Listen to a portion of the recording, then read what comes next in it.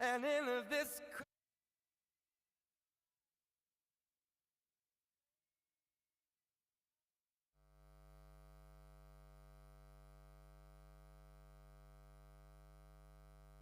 Guests, ladies and gentlemen, may we have your attention? Please take your seats as conference proceedings are about to commence. Thank you.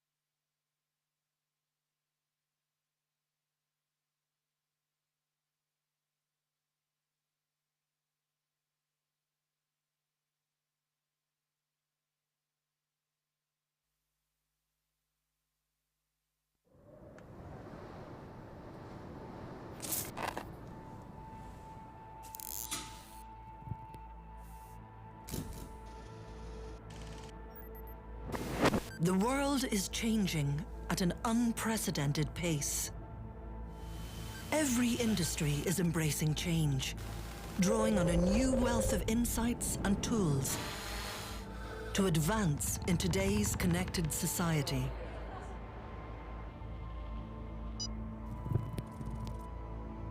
At Queen's University, we have a bold ambition to lead the way in the challenges we see ahead. Every day, we touch thousands of lives in our pursuit of excellence.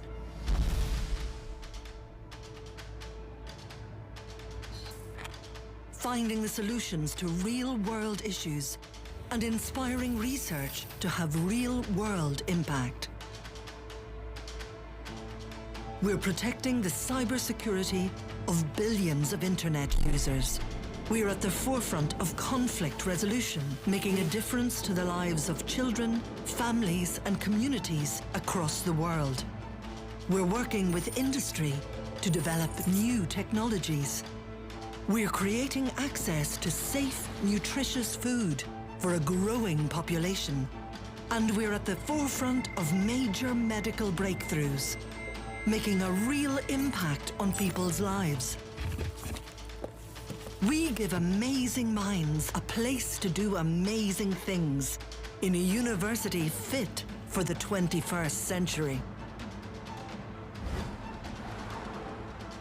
We are the heartbeat of one of Europe's fastest growing cities, in a country where the hospitality, welcome and warmth of our people is legendary. Queen's impact economically can't be underestimated either. Every year we play our part, making a multi-billion-pound contribution to the UK economy. While our research is estimated to have an annual impact of over £3 billion. And evidence shows that for every £1 invested in Queen's, over £8 is generated for the economy. Together, we are shaping a better world.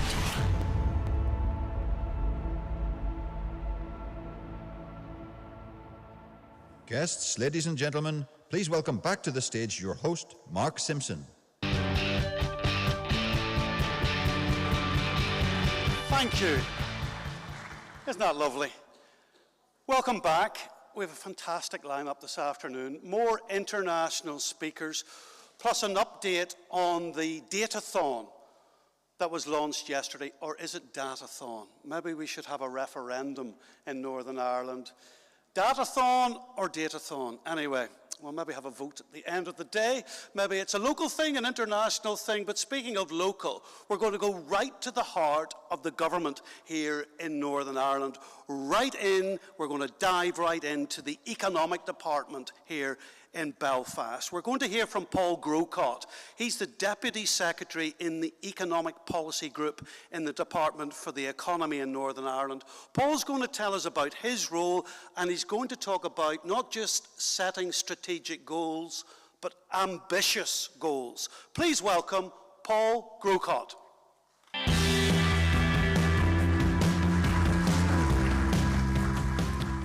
Thanks, Mark, and good afternoon, everyone.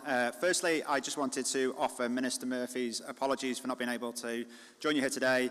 He had diary commitments in London, which unfortunately mean he can't be with you. I would also like to thank Queen's and the GFCC for giving me the opportunity to offer some words on behalf of the Department for the Economy. As Mark said, my name is Paul Grocott. I'm the Deputy Secretary in the Department's Economic Policy Group, and we have responsibility for many of the policy levers that have been talked about during the events of this week, which is why it's a great personal pleasure to be able to contribute to that rich discussion. The Executive and Minister Murphy have set out their plans for the future of the economy, and over the next few minutes I'll walk through this policy context to give you a sense in particular, given the theme of today's event, of how inclusion is hardwired into those plans. But before we do this, I just want to give you just to take a brief moment to have a picture of what the future might look like. And for those that have joined the earlier sessions, there's been a few spoilers earlier in the day. But if you indulge me just for a second, I think imagine maritime transports when we come to travel by ferry. That's no longer in what we'd recognise as a boat or a ferry, but instead that future transport is been transformed into a zero-emission vehicle that looks like it's hovering above the water. Or our engineers in their manufacturing process are able to operate lasers on a spot that's some 35 nanometers in size. And for those of you like me who'd struggle to sort of comprehend that, a human hair is around 60,000 nanometers thick. Or the production of films, animations and games that we all enjoy, whether that's Line of Duty filmed here in Belfast or Game of Thrones that was mentioned earlier. Those productions have been transformed by cutting-edge virtual production technology. And the amazing thing is that as far-fetched as those things sound, that isn't the future, that's now. And the really amazing thing about that is that all of that is happening here in Northern Ireland. So you may have recognised from Ian's presentation earlier, Artemis Technologies, Seagate Technologies was mentioned by Adrian, and also Studio Ulster are those examples. And they are joined by dozens and dozens of exciting innovations in our ecosystem, which is truly alive with energy. But at the same time, we have deep and stubborn structural weaknesses that have held us back. For example, our productivity lags behind our neighbours and our competitors, and the proportion of people that are in that 16 to 64 age bracket who are not working and not seeking to work remains high. And the most recent data released just yesterday, I think, shows an increase in that inactivity rate to some 28.2%. And there are many more metrics that paint the same picture, but I don't want to sort of dampen the innovative energy in the room. And I'm sure many of our visitors from across the globe will recognise the same challenges from their countries and their regions. We are not unique in having hubs of high-tech innovation that have not improved the life chances of those people that live near them. We are, however, different as a post-conflict society. Decades of our economic history are marked by instability, underinvestment and stagnation. And this means there are hard yards, or at least harder than most have to cover, to catch up that lost ground. Just last year, Queen's hosted the Agreement 25 conference, which Mark mentioned in his opening remarks, to showcase the progress since that landmark shared vision for a peaceful and prosperous future. Inclusivity within the Good Friday Agreement laid the foundation for sustained economic growth, and stability allowed Northern Ireland to become a compelling destination for international investors. So companies like Citi and Allstate were both mentioned by John Healy, the chair of Invest and I, chose to establish significant operations here in Northern Ireland. Why did they do that? Because stability and inclusiveness have fostered an environment that is ripe for innovation. The Northern Ireland Executive, which is our local government here, has continued with this prioritisation, setting inclusivity at the heart of their draft programme for government, with an objective to grow a globally competitive, sustainable and inclusive economy which benefits everyone.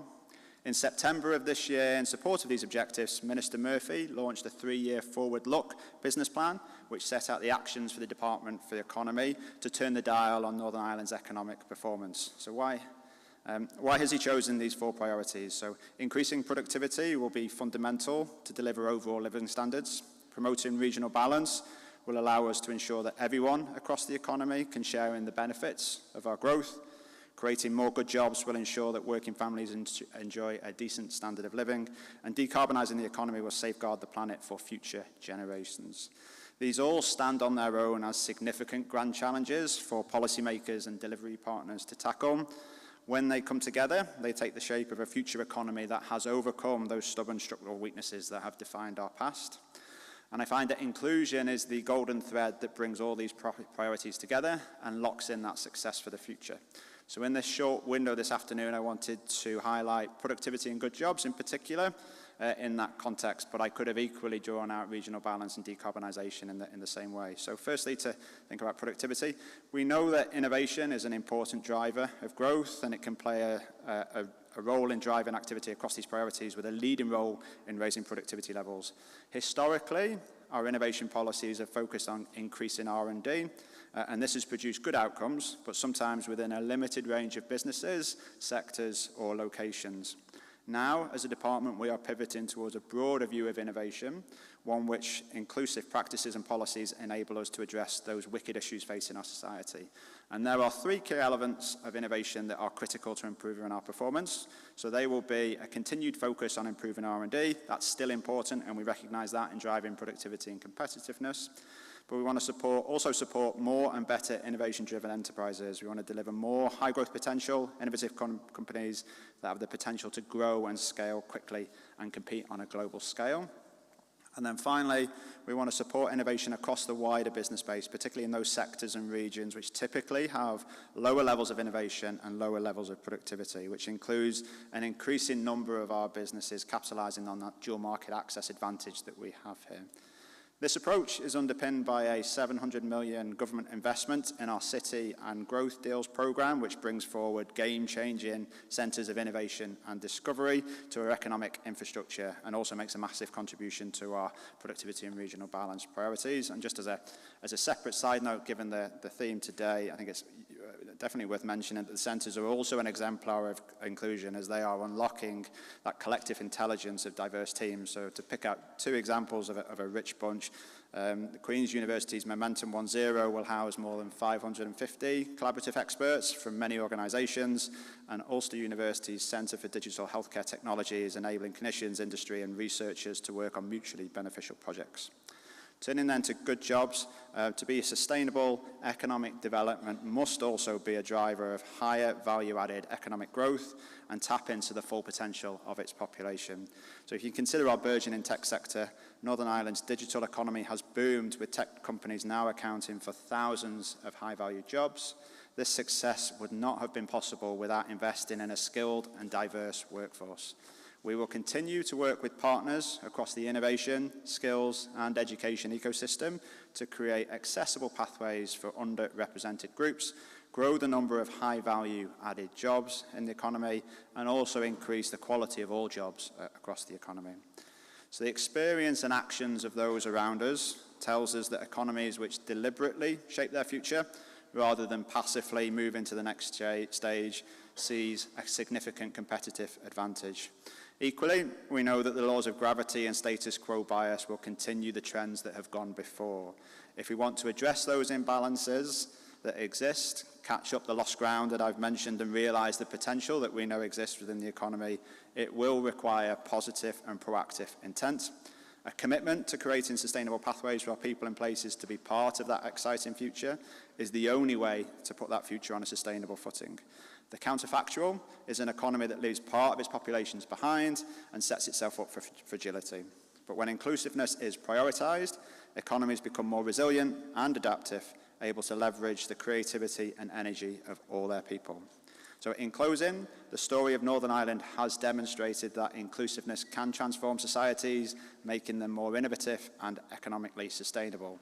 By ensuring that everyone has a stake in economic progress, we are not just uplifting our communities, we are building an innovation-driven, resilient region for generations to come. It's really enlightening to see such a broad mix of people here today from across the globe, bringing together different perspectives that share this vision and commitment for the future of Northern Ireland. Events like this and discussions that flow from it really do matter, and the department looks forward to working together, learning from each other to create a future where everyone can thrive in the innovative economy. Thank you very much.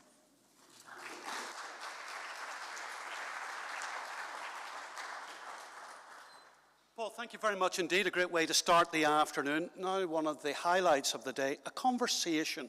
We're going to delve into the whole issue of the importance of placemaking innovation.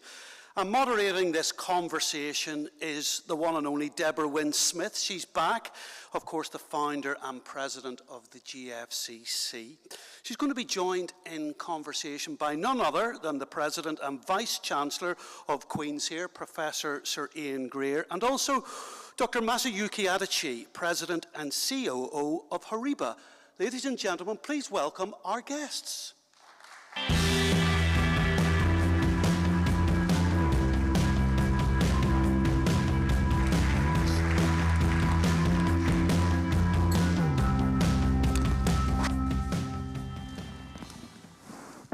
Good afternoon. I hope everyone had a nice lunch and a break. It's not quite as chilly as it was yesterday, and so I hope everyone had a chance to walk around this beautiful campus. Well, this topic on placemaking innovation is really at the heart of why the GFCC was established almost 15 years ago, and why the U.S. Council on Competitiveness was established 40 years ago, because it's all about how regions and places develop their strategic assets, their capabilities to have high-skilled jobs, employment, and a wonderful quality of life for their communities. And we've seen, over the centuries how communities built their innovation ecosystems and their clusters, everything from going back to, Venice at the time of their glassmaking and on and on. But today there are many challenges around placemaking innovation because we have regions that have been left behind, whether it's because of global competition or technology obsolescence, and other reasons as well. Natural advantages aren't as important, but for societies and nations to flourish and thrive, as we heard this morning, we have to double down and make every effort to put together all the pieces of talent, technology, investment, and infrastructure to drive place-making innovation that will give opportunity to everyone in communities in this 21st century. So I'll just mention that the U.S. Council on Competitiveness, and we're very proud of this, we were the organization back in the 1990s that developed the intellectual construct of clusters of innovation with Michael Porter at Harvard. And I'll just give you one quick example. San Diego, California is a beautiful place. I don't know how many of you have been there, but it was a naval base and had a lovely lifestyle. But the creation of University of California, San Diego as part of the University of California system, and the investments that led to Scripps and a very anchor company that I will mention, all came from purposeful investments and opportunities. So today, San Diego is still an important naval base for the Pacific, but it's a place of telecommunications leadership, biotech. It has a very, very flourishing innovation system and is now a leader in the bioeconomy. And some of you may know the company Qualcomm, but how it got started was an engineer, Irwin Jacobs, who had a little experimental project on communications, and he went to the Navy and said, would you test it? It was called Linkabet, and that was the beginning of Qualcomm. So the role of universities and labs in this ecosystem are very, very, very critical, as we've been hearing over the last 2 days. So I want to turn to you first, Professor Sir Ian, because we've heard today and yesterday the fantastic role of Queen's as the anchor institution and flourishing institution that is at the heart of not rebuilding, but the transformation of Northern Ireland and the UK writ large, and also globally. Yes, thanks, Deborah. And I guess what I have to say resonates with your discussion on San Diego, because at the heart of every cluster of innovation across the globe is a university presence. And that's very important because it's not simply the trigger for an initial investment in an area, but it's also the trigger for sustained development. Universities provide a constant outflow of high-quality research, which can then be translated into new products and services. Companies who don't adapt tend to die out, but having access to a university that's giving you a constant stream of R&D can ensure that a university helps the economy stay at the cutting edge going forward. So in Northern Ireland, we've seen a shift from shipbuilding and the linen industry and rope making 100 or so years ago to a new knowledge economy, a knowledge economy that includes things like fintech and cybersecurity. That wouldn't have happened without having the transitional effects of the university, bringing new research, new ideas, new skills into the workforce, and so making a difference. So universities should be at the heart of economies, should be at the heart of these clusters of innovation, and provide a longevity that a single R&D initiative can't do on its own. They give you that continual stream of high-quality outputs. And in terms of the new technological frontiers, this has been mentioned a little bit, but you really have become a global leader in cybersecurity and other areas that are capitalizing on the work of the university, but also having customers and needs here for that capability. Absolutely. So the cybersecurity industry started with a research project spinning out from Queen's. The expertise that was here attracted others, and so a cluster developed around it. That attracted inward investment, and we're now looking at how we apply that cybersecurity expertise, the data analytics expertise to other areas, such as health or the agri-food industry, which are very important here in Northern Ireland, but in many other economies too. But you can see that the impact wasn't just felt in the cyber and computer science area, it actually resonates in other key areas of strength. Thank you. Dr. Adachi, I had the opportunity to visit you in Kyoto this fall and learn about the story of Horiba's creation, establishment, growth into a global corporation. It's a beautiful start as a placemaking innovation company. Could you tell us a little bit about the founder in Kyoto and how Horiba came to be, you know, a multi-billion global enterprise and what the business is too? Well, first of all, I greatly appreciate having this opportunity to participate in this beautiful conference and, you know, having a chance to talk in front of you. You know, it's a big honor for myself and to the company. Well, probably not everybody in here know about company Horiba. You know, we headquartered in Kyoto, Japan. Established a company in 71 years ago. It's actually thought to be like a first student venture company in Japan.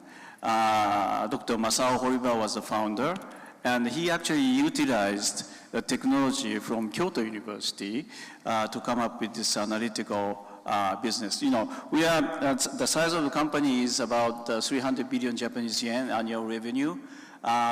Close to 9,000 people around the world, and more than 60% of our members, we call Horibarians, are actually non-Japanese, and we are pretty much a globalized company, and we work on the energy environment, bio and healthcare, and also the semiconductor. But you know, core technology is always coming from actually the university and collaboration. And so our you know, global subsidiary companies are, you know, most of the companies are located very close to the good universities, because it's really important to have a collaboration with you know, the leading researchers in the university, and also the people, you know, such highly talented people are available when you know, operate the company very close to the university. So that's why, you know, we are so much related, you know, close relationship with academia around the world. So could you share with us your investment strategy in research and development? Because that's part of your culture and your DNA, and how the way you do your business enables you, no matter what, to continue that investment. even if a specific technology vertical is not having the best of times, you can still invest in R&D. Yeah, well, basically our principle of our investment is always coming from the market and the society. And these days, we have, again, energy and the environment, which is really important for the future of the world and for the future of mankind, right? And also bio and healthcare, important for us, And also the semiconductor, very important for the, the information technology around the world. And so we have set these three fields are the point of investment for the future. And that's how we see, we set the target of the investment. Thank you. Yep. And I'll come back to that in a minute. But Suri, in the United States, as I said, we have some leading universities in Baltimore, Johns Hopkins, Yale, and New Haven that have just had an incredible impact in innovation, whether it's, law, medicine, the whole gamut of scholarly fields, but they are still anchored in distressed communities. And the Belfast agenda really has a very sophisticated strategy of how to transverse that divide that we were talking about this morning. Could you share a little bit about that and, of course, your role as Vice Chancellor of Queen's? Yes, certainly. There are some universities across the globe who are fantastic in terms of research and development, fantastic in terms of education, but they don't seem to connect to their communities the way that others do. Here in Belfast, we think it's critically important that the university is part of that community and serves its needs. We can still have global impact, but it's really important to have that local impact also. We deliver that through the development of skilled graduates and through innovations. We've got a fantastic chain of spin-out companies, including one that's a unicorn. We've got many jobs flowing from work that the university does. And at present, we're engaged in a regional development initiative called the Belfast Region City Deal. We're responsible for 3 of the major projects in the innovation part of that deal. And these are building centres to work with industry, so a university-industry interface, if you will, in advanced manufacturing, data and digital, and in health research. And that's to drive the local economy forward. So we're using the university skills to couple that with business needs and opportunities to create that pipeline of research that will continue to drive innovation and drive the new economy, the new knowledge economy here in Belfast. But at the very heart of that, Deborah, is that commitment to work with the city itself and be completely integrated. So I have a question for you, Sir Ian, that I hope it's not controversial, but I'm going to ask it because as has been mentioned, I have the honor to serve on the Global Advisory Board of your business school. And in my early days working on this committee, one of the things I was surprised about were the number of students at the business school, excuse me, from Northern Ireland.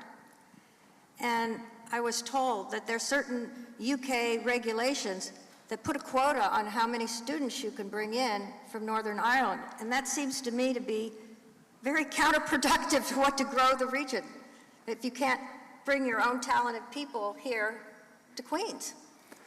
Indeed, this is a problem that we wrestle with. The UK has 4 nations, Scotland, England, Wales and Northern Ireland, and each has a different higher education system.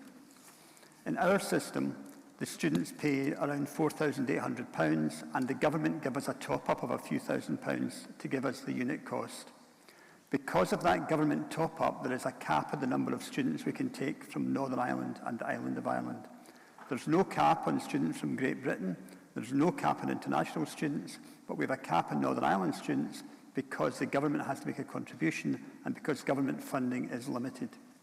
So we have to do the very best job we can with those number controls, which are effectively financial controls. The worry for us is that when you've got a capped system, the very best students leaving secondary education are those that become admitted because it's a competitive process. And we've got to be careful that we're not admitting on the basis of privilege rather than potential. because we've got a very good secondary education systems here, but if you come from a more disadvantaged background, you may not have access to that. So we try and ensure we have really strong initiatives to bring students from a widening participation background through to university. And we know from our experience that these students do very well. They might not come in with the same level of qualifications as some of their peers, but they'll leave this university, and more of them leave because the dropout rate is lower, but they leave the institution often with higher levels of first and 2-1 degrees. So one of the challenges we have is to how we make sure that we recruit on the basis of educational potential rather than privilege. Secondly, I think as a system in Northern Ireland, we have to make the best of all our assets. We've got a very good further education system as well as a higher education system, and I believe the two of them should be linked together to create a porous model that allows people to start in either type of institution but move to the other in one way or the other, so that people that find themselves in Queen's and find it's the wrong place can change course and go to a further education institute, or those who are at a further education institute might change their aspirations and move to Queen's. I think if we use the capacity across the whole of the system, we can do better for our young people, better for our economy, and better for our universities and colleges. So just one follow-up on that. This is an example of government policy for perhaps good reasons, but it's contradictory to the overall UK policy of levelling up. Indeed. When it comes to levelling up, I've always felt that to be sustainable, it has to include linking up, because there are few parts of the UK economy, a few regional parts of the UK economy, that can stand on their own 2 feet for everything. You're much more sustainable, you're much more able to stay at the international forefront of developments if you're connected to peers, facilities, people in the same area. So I think to make levelling up sustainable, we have to link up to make that real difference. With regards to the first part of your question, we believe that it would be better to have no cap for the undergraduates because we think we can drive the economy better.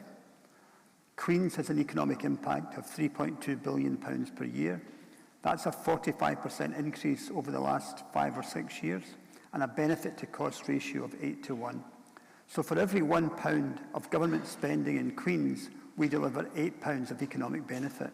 That, of course, pays back to the economy in terms of taxation and economic growth. So we would favour a model which took a more medium to long-term view rather than a short-term financial view that encouraged growth in the sector and so encouraged that economic development. So we would certainly like to see a change whereby students wouldn't be disadvantaged with regards to access to higher education in Northern Ireland, where the economy would gain and where the universities themselves would gain. Thank you. Dr. Adachi, you touched upon the core business of HORIBA in terms of your technology and your intellectual property around measurements and analytical systems that came out of University of Kyoto. But now you have applications across energy, environment, semiconductors, health, agriculture. Could you share with us a little bit about how you make the strategic decisions to move into these areas and what's kind of the frontier for you right now for the application of your technology capabilities and how you keep replenishing them? Well, the basic concept of our company is to contribute to the future of the world. You know, that is probably the basic of the business to sustain for the future. You know, we're not really looking at just the immediate money. You know, it has to be contributing to the world and the society. And that's the first thing. And so we chose these three, major fields that is essential to the future of the people. And, also probably the academia thinking about the same way, for the world and the future, they choose the research items.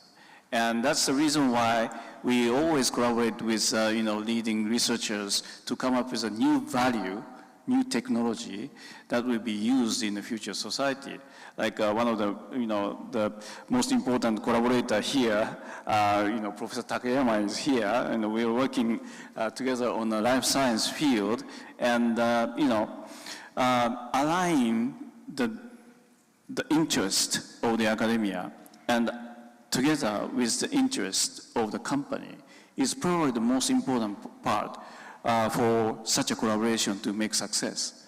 If you don't have this alignment, if you don't have this good fit between the academia and the industry, that will collapse. But through sometimes it's a tough discussion, sometimes it's a tough decision making. But it's really important to align, the both of the interest to work together to come up with a new value. And I'm sure that you are attracting some of your university partners and students to come and work in the company, right? Yep. To grow the next generation of talent. Yep. I also would like you to share a little bit about what maybe a few specific examples of your products that are driving the new bioeconomy that's cutting across health and agriculture and precision measurements, and the things that you do also are very relevant to how we're going to use AI. Well, when it comes to our life science or maybe pharmaceutical application of our business, it's pretty new to Horiba. Horiba has been very much concentrating on the automotive and energy sector and also the semiconductor sector. But life science is pretty new, but those people are actually looking at our high-end spectroscopy technology or electrochemistry technology to be utilized in the new pharma process or new bioprocess. And that's the reason why we are now working very hard on the development of a new methodology, a new value to that kind of field. So, thank you. Yeah. In the few minutes we have left, Sir Ian, you've been here now a number of years, and we all know that you have had a tremendous impact on this university's future and its current impact in the community. Could you share with us what initiative that was hard for you to carry forward and one that you're very proud of that's impacting placemaking innovation? I guess from the placemaking innovation perspective, I would say it's the delivery of the Belfast Region City deal. It's taken a very long time to bring to fruition because it's a multi-partner enterprise, and partners tend to work at different paces, and trying to keep that partnership intact when people were going at different rates was really important. We've had a number of challenges along the way, not least the disruption of COVID, but it's really good now to see the City Deal initiatives taking shape and actually seeing the new facilities being built. I believe that will make a sustained and important impact on our economy going forward. And what do you think will be the legacy 10 years from now with the new quarter? I would expect that we'd see significant growth, not just in jobs, but in high-quality jobs in key industrial sectors that will continue to grow. Belfast has a long history of manufacturing, but that manufacturing has to be modernised, and so the Advanced Manufacturing Innovation Centre will transform manufacturing jobs, give them longevity. Our work in data and digital applied to health and agri-food, again, resonates with existing strengths in the economy that will allow them to grow. And our work in health research will build on our strengths in health and the needs of our population, because our health service here is very challenged. It can't continue to deliver a high-quality output with the existing model, and we have to bring innovation into the health service. So we believe we can see transformation in public services as well as economic growth through these initiatives. Thank you.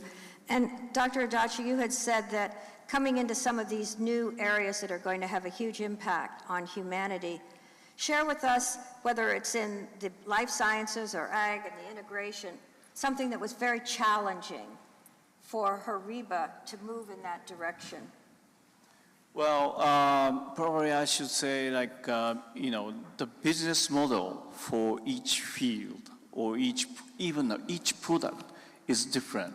how to develop the technology, how to talk with the customer, how to develop, how to penetrate with a new sales channel, and how to service and communicate with the customer.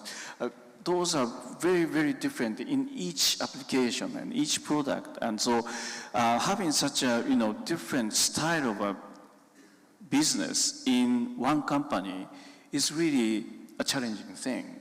But Horiba is so far managing to have this kind of diverse business model inside one company, and we are really enjoying to have such a inclusion inside the company. And so, and our policy of the company is joy and fun.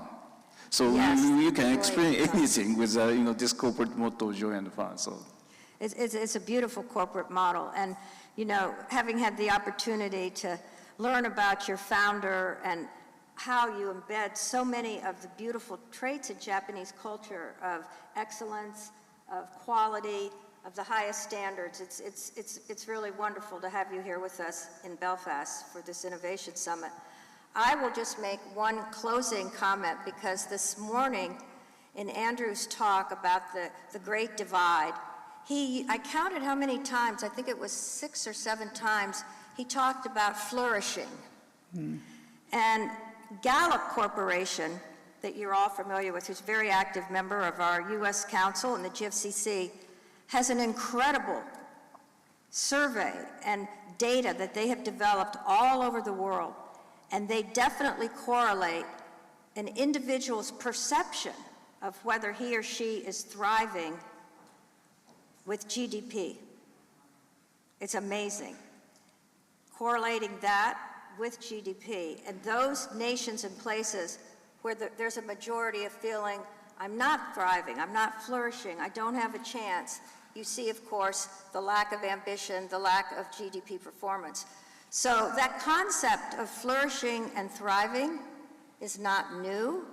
And again, I have to share a little bit about the wisdom of the classical Greeks. Aristotle, the great philosopher, said the highest goal of a human being is to attain eudaimonia, which translates to flourishing and thriving. And that's what we're about here in placemaking innovation, to unleash the potential for everyone to flourish and thrive in this new world. Thank you for my wonderful Thank you. Thank you very much. Thank you all.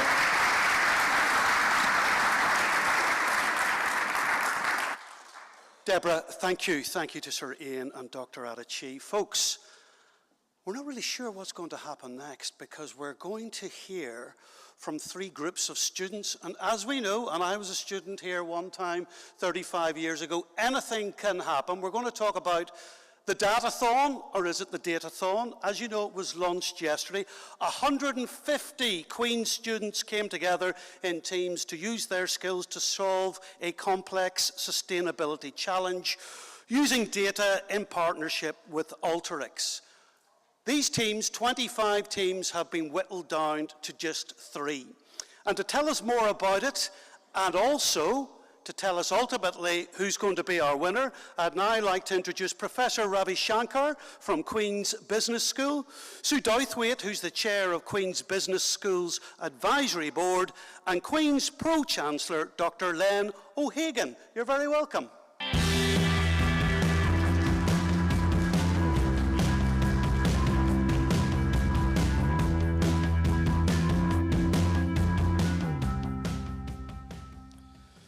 So, Professor Ravi Shankar, give us an update, please. Lovely to see you. Thanks, Mark. Lovely to see you. Good afternoon, everyone.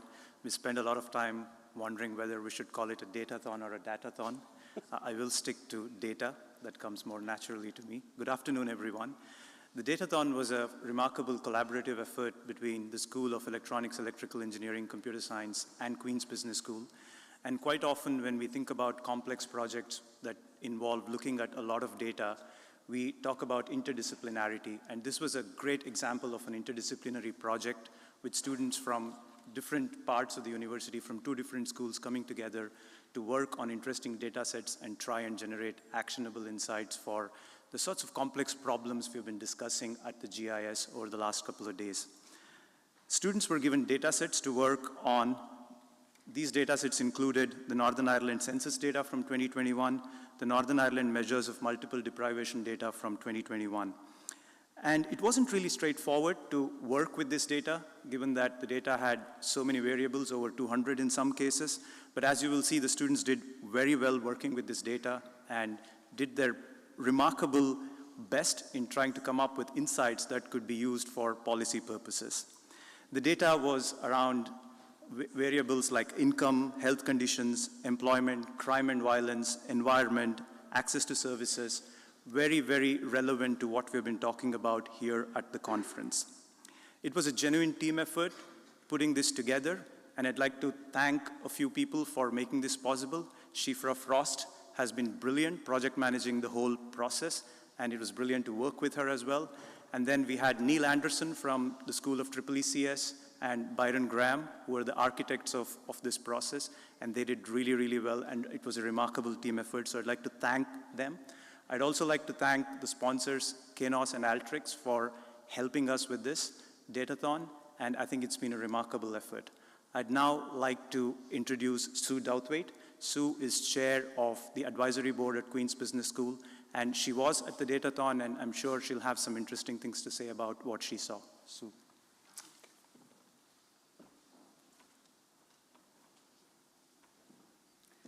Thank you.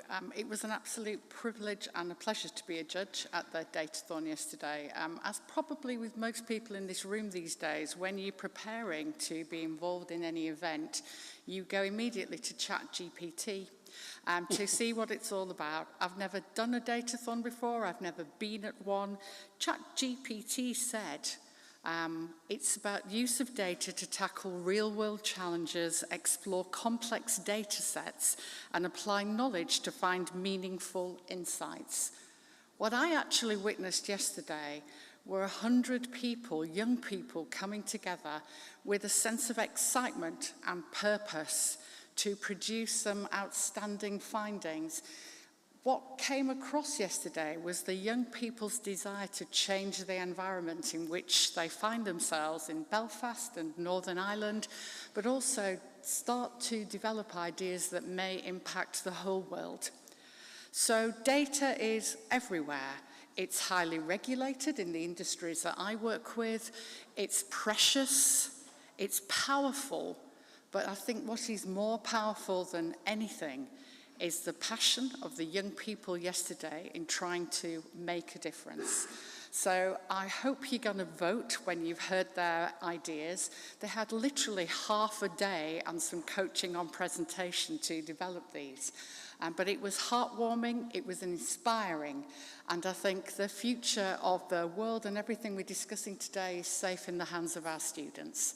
So I'd like to thank them for that brilliant piece of work. So there'll be a QR code on the screen shortly, but before we see that, can we just run a quick VT of what happened yesterday? Thank you.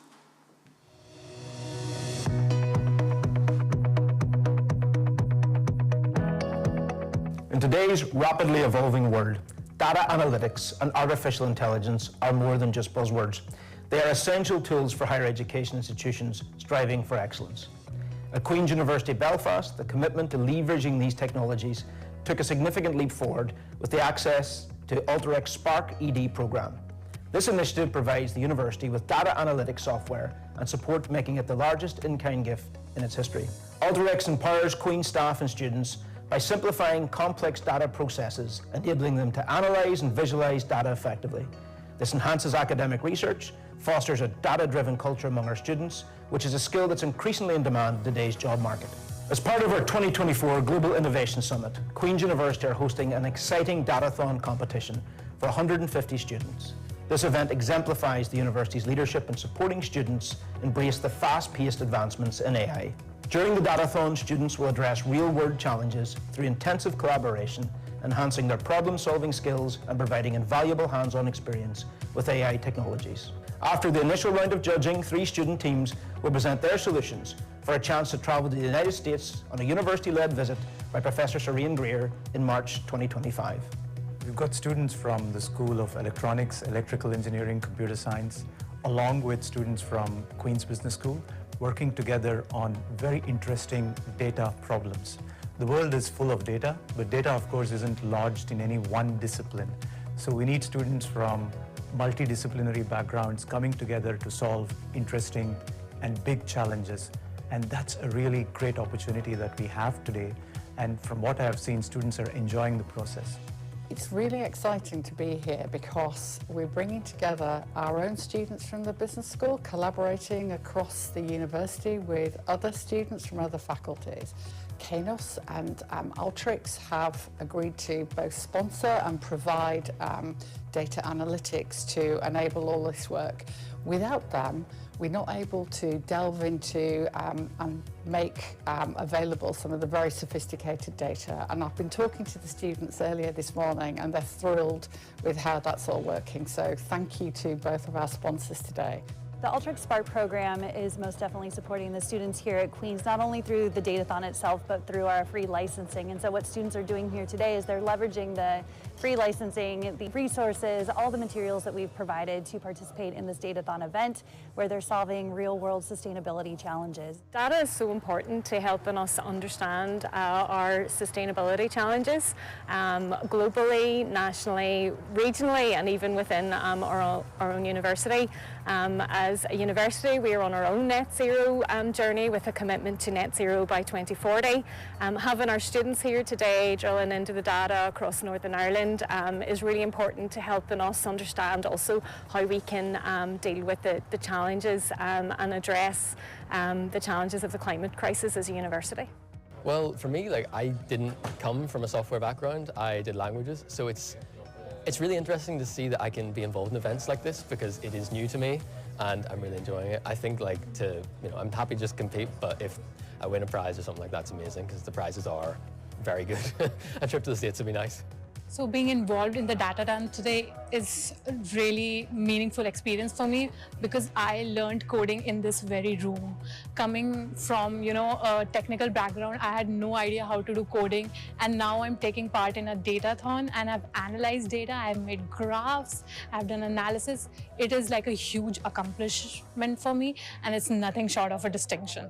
By integrating data analytics and AI into our curriculum and providing access to cutting-edge tools like Alteryx, Queen's University Belfast prepares our students for the futures, their careers, and leads the change in higher education innovation. Together we can shape the future of education and equip the next generation with skills they need to drive a data-driven world. Right, we now need your help, please. We're going to put, Sue mentioned that QR code. Hopefully it's going to go back on screen. There it is, right on cue. Please scan that QR code. And you will have a chance, after hearing from the top 3 groups, who you think should be the winner. As you can see, there's a fabulous prize on offer for the winner. We're not going to give you very long afterwards to decide which of the 3 groups that you're going to vote for.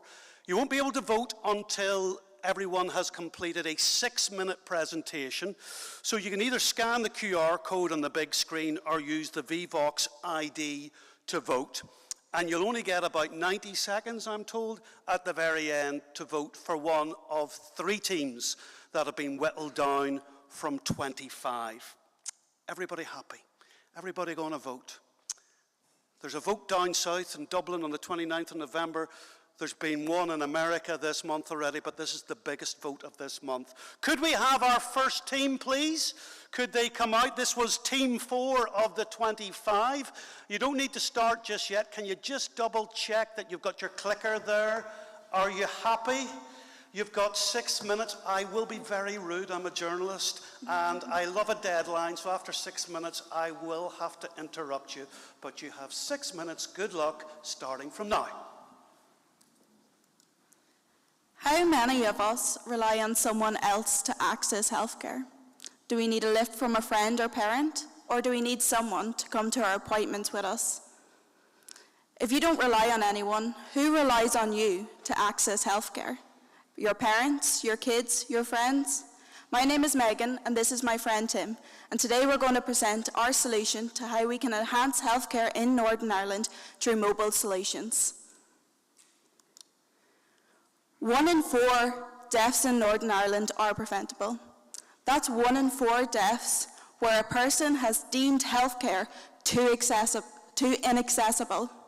The barrier was too high for them to access critical and crucial care that they needed. Here we've got 2 maps provided by software using on Alteryx. We have access to healthcare and then a map of preventable deaths in Northern Ireland. We can see a correlation here. However, it's not that simple. We can't look at a map. We can see the communities that are in need, but we can't discern the barriers that they face. So what prevents access to healthcare?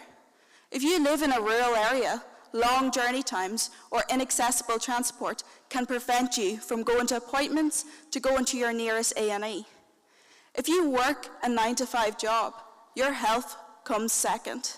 If you need your income to survive, you're not going to access healthcare in your working hours. You can't afford to take that day off. We have 2 vulnerable groups in society, those with disabilities and the aging population. Those groups need help accessing healthcare. They need someone to go to their appointments. They need lifts there. They need us. So let me introduce our solution, Health Drive NI.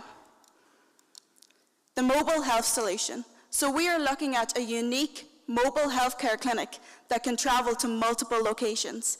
Everything on wheels, demand responsive. Why should we do this? We can cater services provided. We can do GP appointments, we can do bloods. In the winter, we can do flu vaccines. In the summer, we can do asthma and hay fever clinics. We can target the areas where healthcare is needed most. In our data, we can see the most deprived and struggling to access healthcare. We can go to the community, we can go straight to the ground and find out what they need to give them, to take away the barriers to their healthcare access. We can be flexible and accessible.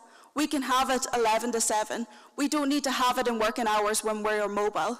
We can do whatever the community needs. Our goals and our objectives. So we need to identify high-risk areas. And then we need to optimize routes and schedules. If your community needs a service once a week for 2 hours, or do they need it 2 days a week, we can do what the community needs. We can tailor health outcomes. We can go to the community and say, what do you need? What is in this area that is required? Do you require physiotherapists to come out once a week?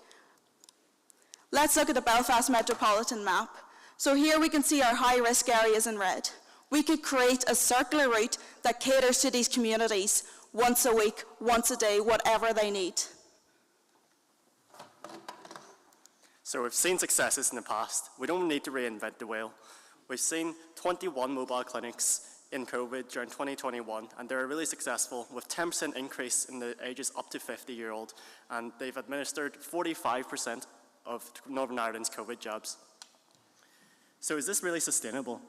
And yes, for every patient that they serve, they can save 2 trips to and from A&E or to the ER. That will reduce emissions from patient travel, and we can optimize the resources we need by utilizing existing infrastructure.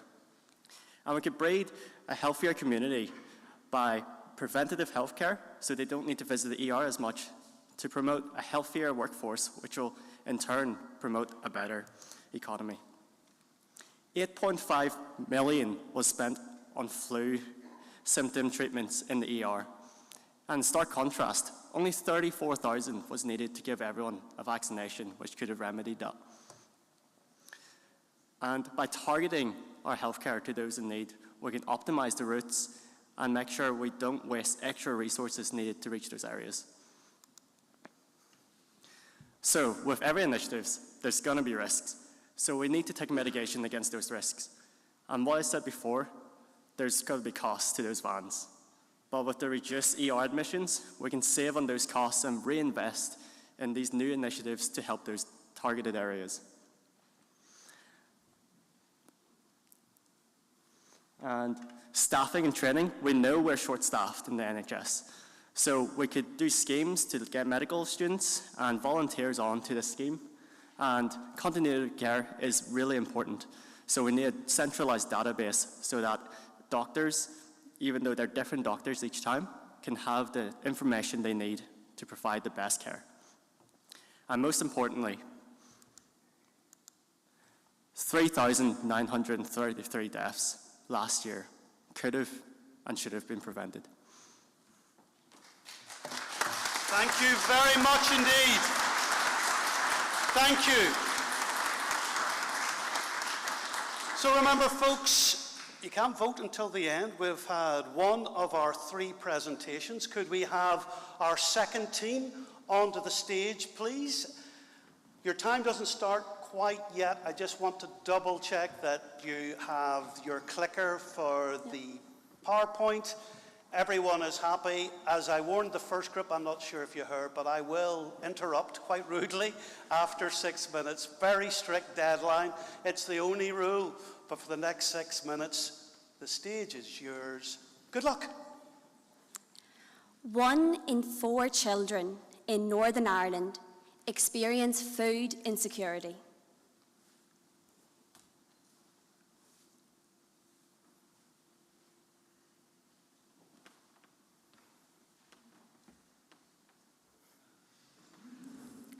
How can we expect this child to learn and develop in the same way as their peers while their stomachs are rumbling? Together, we are exploring how hunger can seriously impact not only a child's performance in school, but their entire future. Proper nutrition at this age is critical for their mental and physical growth. If we do not address this issue, the future of Northern Ireland will be seriously impacted. I will now pass you to Carlo, who will highlight Northern Ireland's shockingly high levels of deprivation. Thank you, Ciara. So on the left-hand side here, we can see the level of deprivation across Northern Ireland, with dark blue being the most deprived areas, including Belfast, Newry, and Derry's of areas of significant deprivation. And we wanted to focus on the deprivation, not as a whole of Northern Ireland, but at Belfast, as urban settings experience higher levels of deprivation in comparison to rural areas. We find a shocking statistic that highlights 40% of children in Belfast are eligible for free school meals.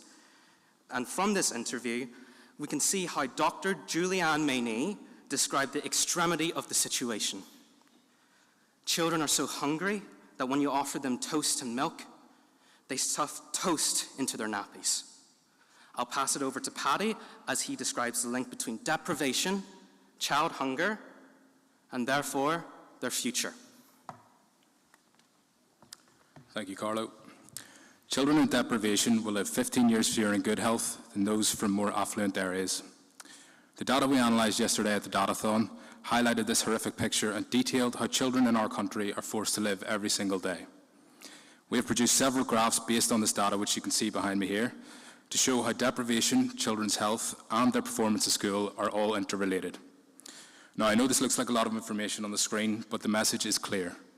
The first graph on the left shows a direct correlation between children who live in deprivation and lower levels of health, which research shows is largely due to malnutrition in these age groups. So, how does this affect a child's performance in school, you may ask? Well, the next graph shows that as the level of deprivation increases, the number of GCSEs achieved by each child decreases, further damaging the prospects of our children. The final graph you can see explains how if a child is experiencing health problems, which our analysis shows stems from being from a deprived area, that their chances of completing their GCSEs greatly diminishes. I will now pass you to Sam, who will discuss our solution to this problem. Thank you, Paddy. I'd like to introduce to you our solution, which is called Brain Food. Brain Food is an innovative solution to food vouchers. Over 80 years ago in the US, they introduced food stamps, and since then, we've seen countless research prove that these measures increase food security and overall well-being. Our concept is to rebrand and innovate, to use maturing technologies such as AI and machine learning. Indeed, our solution was not just inspired by data, but inspired by a lack of data. So what makes our solution smart? Well, these cards are equipped with individual ID numbers, which are linked to each household. This ensures that they are actually being used. But how do we make sure they're being used appropriately? We'd like to categorize purchases, meaning only certain goods can be used can be bought using these cards. This limits the potential for misuse. And then finally, we'd like to juxtapose medical records, academic performance, and nutrition to allow for a more holistic approach in a data-driven world. So that's great. We have all this data, so how do we actually use this data? Well, through monitoring and analyzing the data, we can improve our own understandings of the relationship between nutrition, education, and well-being. We can also generate personalized follow-up strategies for at-risk children. And even better, we can generate risk profiles, meaning we can predict problems before they arise. I'd like to also stress the human factor, meaning malnutrition is linked to stress, is linked to parental engagement and depression. Through machine learning, we have better access to analytics that take into account qualitative data, meaning we can come to better solutions. I'd like to re-invite Kira to talk about the key players and challenges in adopting our solution. Yes, this solution will have its challenges, such as the significant investment that is necessary by the government. But with better nutrition comes better education. Better education comes more qualified people, and qualified people will in turn help Northern Ireland's economy. This is what we believe our solution, Brain Food, will do. A brighter future for our children is a brighter future for all. Thank you. Thank you very much indeed. If you go and take your seats in the audience, that was Team 12. It's a little bit confusing. What will appear on your app will be the teams in terms of what they were called yesterday. So that's actually Team 12. We had Team 4 beforehand, but I'm told the teams will appear in the order that they actually appear on stage, which takes us to our final team. Could we have our third team of presenters onto the stage?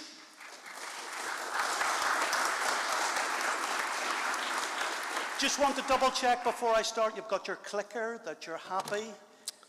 You know you have 6 minutes. You know I'm a journalist and I love a deadline and I will interrupt you after 6 minutes. Good luck. Thank you. Start whenever. Assume so. Good afternoon, everyone. Today I'm going to talk to you about crime in Northern Ireland. If I can get the PowerPoint to show up. There we go. So Northern Ireland, especially urban Northern Ireland, is significantly falling behind compared to the rest of Western cities. Antisocial behaviour and crime has been rapidly increasing year after year, and it's vital to actually address the issues that cause crime in the first place, to actually deal with the issue. Inequality, especially income inequality, is one of these key causes, and this has led to the lack of social mobility for some communities in Northern Ireland, and especially in North Belfast. So in the history of Belfast has caused deindustrialisation. Belfast's decline could be linked to it being an ex-manufacturing hub. Due to the 1930s depression and World War II German bombings, unfortunately, the city experienced significant shipbuilding and manufacturing decline, leading to many companies, especially the linen factories, to leave. Eventually, the troubles occurred, and that caused even more companies to leave Belfast, meaning many communities that relied on these industries for their jobs, their livelihoods, and their schools, all of a sudden, overnight, their lives were changed. And one such community is the community of New Lodge. Now, this is one of the most deprived areas in Belfast, and especially in North Belfast. In this community, someone born here is 2 times more likely to be unemployed, 5 times more likely to not attend post-primary education, and as a working adult, 20 times more likely to have no or low qualifications. Now, this seriously needs to be addressed. So, traditional ways to reduce crime in this area would just be to build more prisons, increase police force, and increase penalties in the area. Now, unfortunately, these aren't the best solutions. Invest in more policing that can actually cause more disorder and fear in communities. Increasing penalties, studies show that this does not necessarily reduce levels of crime by significant amounts. And building more prisons is a serious commitment that not every small community can actually afford. So instead, we've got some new alternatives that are significantly cheaper and require little capital investment. So one of these is mental health and substance abuse programs. So by investing in already existing charities such as Assert Northern Ireland and Aware Northern Ireland, we can help people with alcoholism to not have to deal with antisocial behavior and help themselves. Additionally, we can also help adults who want to progress their career, as well as young adults and teenagers, by offering vocational training inside and outside of school. This also goes through after-school programs as well, to make sure that young people and adults as well are able to progress their career if they want to. Now, this is a key problem when facing with the cycle of poverty, is people who are poor stay poor and are unable to work their way up the income ladder. And we really hope to address that. And another way we do that is by helping scholarships, loans, and grants. Many people are unable to attend university because they have to help out the family by working at certain jobs. And it's really important that if they want to go further their own education, they should be able to. And you could do that by offering local council scholarships and grants. However, mental health is one of the key strong correlations between crime and Belfast. When people have no one else to turn to, they have irrational decisions. And it's really important that we invest in people first to make sure that they're okay mentally and not going to commit particular crimes. Additionally, when people can support themselves financially, they're able to try and break free of the spiral of decline and the cycle of poverty. Now, this is absolutely key to reduce crime, as when people have income, they're often less likely to commit crime, obviously. As well as this, education is the most serious and key part we need to invest in. When people are educated, statistically it's shown that they're less likely to end up in prison, as well as less likely to run into trouble with the law. And educated parents are more likely to have their children not run into trouble with the law. So it's really important that we're not only investing in parents, but also the children of the next generation of these communities. So there's still some problems with this approach, and it's not perfect. Unfortunately, gentrification is a buzzword that gets thrown around a lot, and it's really important that we take this seriously. By investing in these areas, of course, we make a deprived area all of a sudden much better, and wealthier families want to move in. Now, this is a problem as they cause rent increases as well as the house price increases in these areas. So it's really important that we introduce stuff like rent freezes to make sure that the local community aren't displaced and outpriced in their own homes. It's also really important that we make sure that the cycle of poverty is broken by including the residents within our discussions and decisions.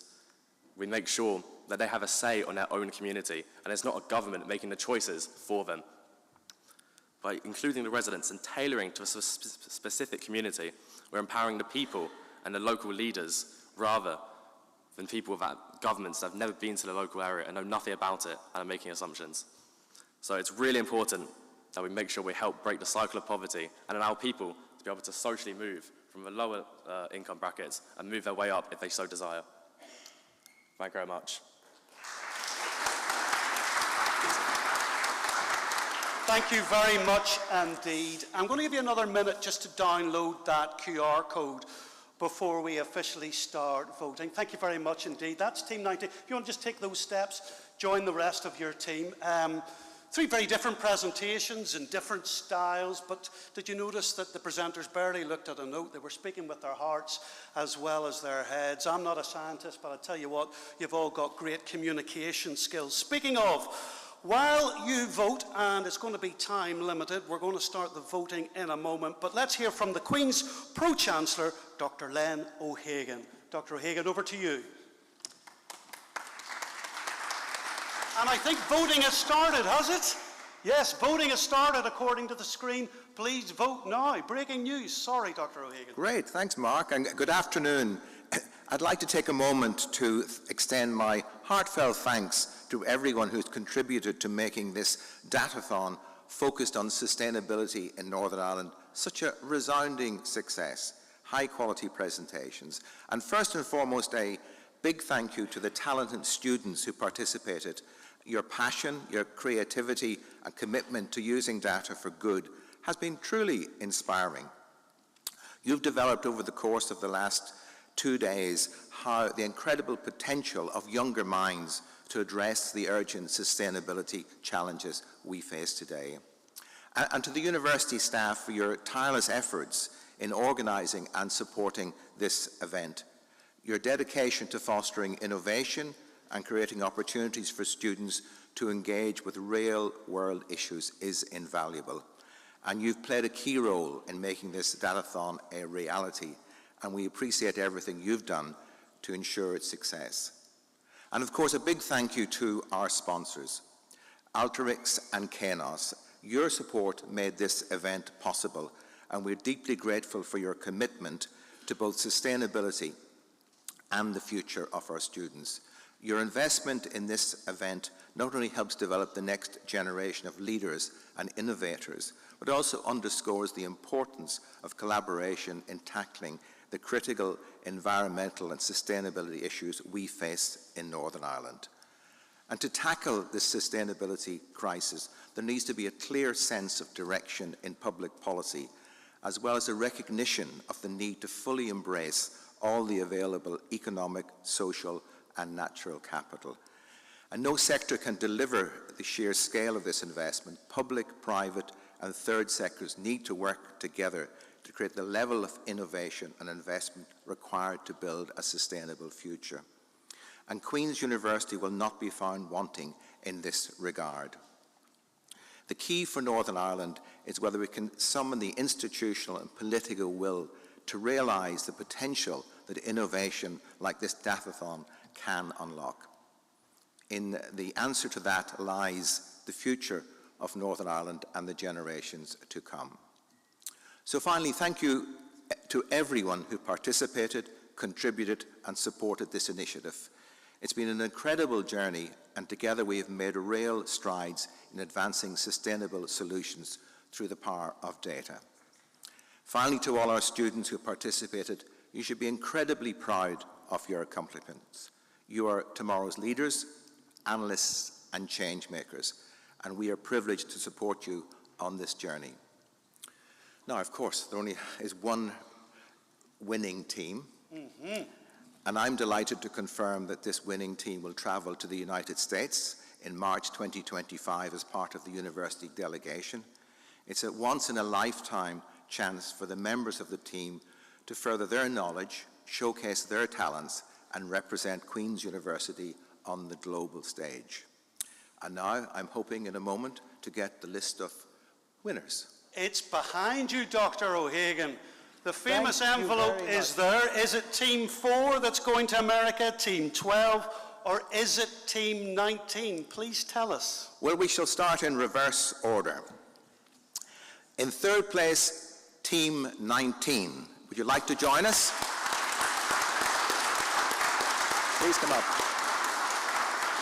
Yeah, all come up if you can. You won't have to speak if you all come up. It's a great achievement. There were 25 teams, I think, and you were in the top 3, and Kelvin's going to take a photograph. And Dr. O'Hagan, if you could pose with him, that would be great. Sure. And well done to your spokesperson, I tell you. That was a lot to remember in 6 minutes. Really well done. I tell you what, if your science career doesn't work out, somebody was saying to me that you make a great TV presenter. I really hate young talent, but I did think you were very good. So well done. That's a great achievement. Third place, bronze medal in this Olympic year. Team 19. And in second place, Team 12.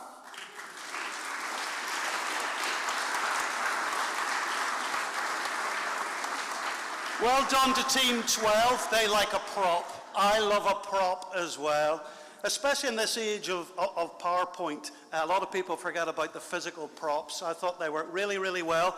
Well done to Team 12. Well done to your spokespeople as well. You get the silver medal in this Olympic year. Great idea, great presentation. It's good to have you all on stage. And we'll just, they're such a big team. See if we can get a photograph. That's Kelvin Boyes, who, like me, covered the Good Friday Agreement back in 1998, and then we celebrated 25 years of it last year. Kelvin, I'm giving away your age. Well done to Team 12!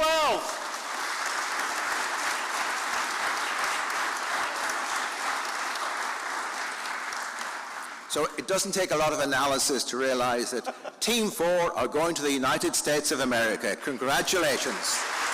Well done to Team 4.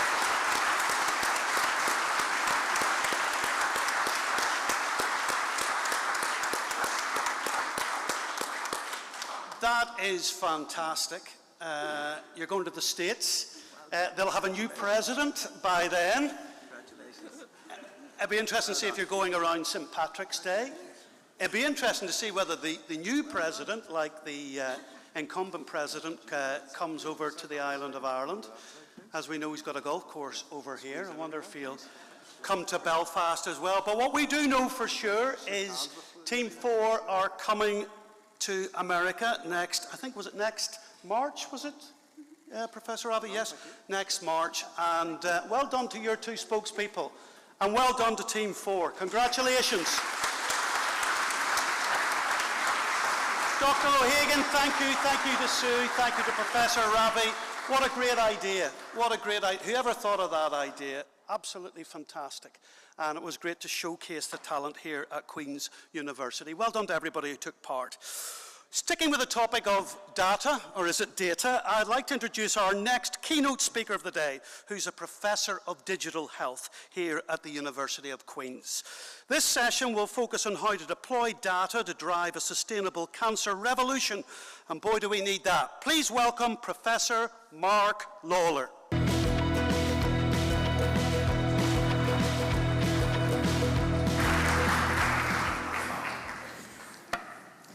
Thank you very much, Mark. Delighted to be here and great to see you all, and congratulations to the team who won there, but also the 3 teams who are involved. You've also made me make sure that data beats AI, because I've been counting the number of times data and AI is mentioned during this conference, and AI was ahead, but now data has gone ahead, which is the way it should be, okay? So what I want to do is quite really sort of show you the ways in which we can use data, particularly in the context of cancer. I'm a cancer researcher, but it's really applicable right across the piece. Although I'm a scientist, I actually do occasionally read business journals. I was really taken by this headline in 2011. The new Einsteins will be the scientists who share. And one of the things we realized back 10 years ago was that if we didn't share data, we were not going to achieve anything in relation to improving healthcare throughout the world. We started looking at this about a decade ago at this stage and looked at ways in which we could break down the silos, because unfortunately at that time, both in industry but also in academia, people were holding on to data as if it was their own. It wasn't theirs at all, it was the patient's data. But the important thing was then, once you share that data, you need to learn from that data. And that data can come from different sources. So it can be genomic data, clinical data, but it also could be societal data, health economic data, etc. And the third was then, how do we use that intelligence to improve health and well-being of the citizen, but also the population, but also contribute to things like economic and societal benefit, and also influence policy. This was probably a key paper that set out our stall in relation to what we wanted to do over the next decade, and really setting up a cancer data knowledge network, and moving from what I would call a closed, selfish silo mentality to a much more open source, federated approach. The other thing we did was very much develop a pathway, working closely with patients to ensure patients' trust in the use of data. In the United Kingdom then, this was emphasized through an approach that we started about 5 years ago to develop a data hub called DataCan. It's the UK's health data research hub for cancer, and it really is important that we involve the patient very closely in this. So as well as improving access to data and enhancing the quality of the data, the most important thing was ensuring fair value. And that means that every stakeholder who's involved needs to be getting something from the partnership. So whether that's the patient, first of all, the National Health Service, and the researcher or industry. And one of the things we decided from the very beginning was that the patient had to be involved from the very start, not as a tick-boxing exercise, but as a real partner in the approach. So patients within DataCan, and this is Jackie Gaff, who I work with very closely. Jackie is a breast cancer survivor who also has a big interest in cancer inequalities. And what she says is really pertinent. Patients want their data to be used to improve care and to enhance research. In fact, they're often surprised that it's not used already. And you can see there that every stage that we go through, the patient is involved. The patient has the power of veto. The patient works closely with us. We co-create. We work with academia, we work with industry, we work with the hospitals as well. And one of the things that the patients themselves have said, as patients, we not only are empowered, but we feel empowered. Just after we'd set up this cancer data hub, we had to really repivot, because COVID happened. For me, COVID was very personal. My uncle died of a COVID-related illness right at the start of the pandemic. And one of my colleagues, Edward Vidoliak, pictured there on the left, who's an oncologist from Croatia, while he was reaching out to me to sympathize with me on my loss, he said the following. He said, people are starting to fear a COVID diagnosis more than a cancer diagnosis. And that really worried me. And together with my colleague Richard Sullivan, we sort of thought, is that the same in the UK? We had heard some anecdotal, but there was really no data or no evidence indication whether this was the case or not. So we decided, let's try and see if Edward is right or not.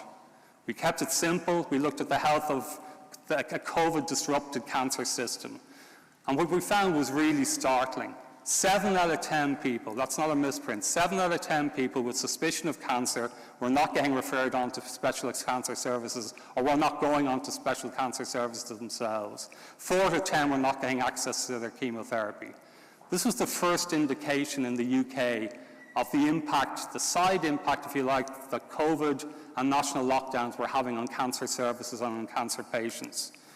We quickly then presented this data to WHO Europe and to the European Cancer Organization. The European Cancer Organization straight away decided to actually set up a special network on the impact of COVID and cancer.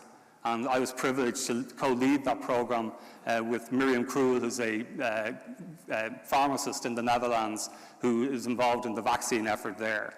And what we found was really startling. 100 million cancer screening tests not performed, 1 million cancer patients, diagnoses missed, impacts on treatment, impacts on the patients attending appointments, and also impacts on the healthcare workers. You can see there 4 out of 10 feeling burnout, 3 out of 10 showing signs of clinical depression. So we decided, what will we do with this data?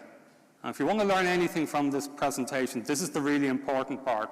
There's one thing generating the evidence, but how do you use that evidence? So we decided the best thing to do would be to actually develop a campaign. We called it the Time to Act campaign.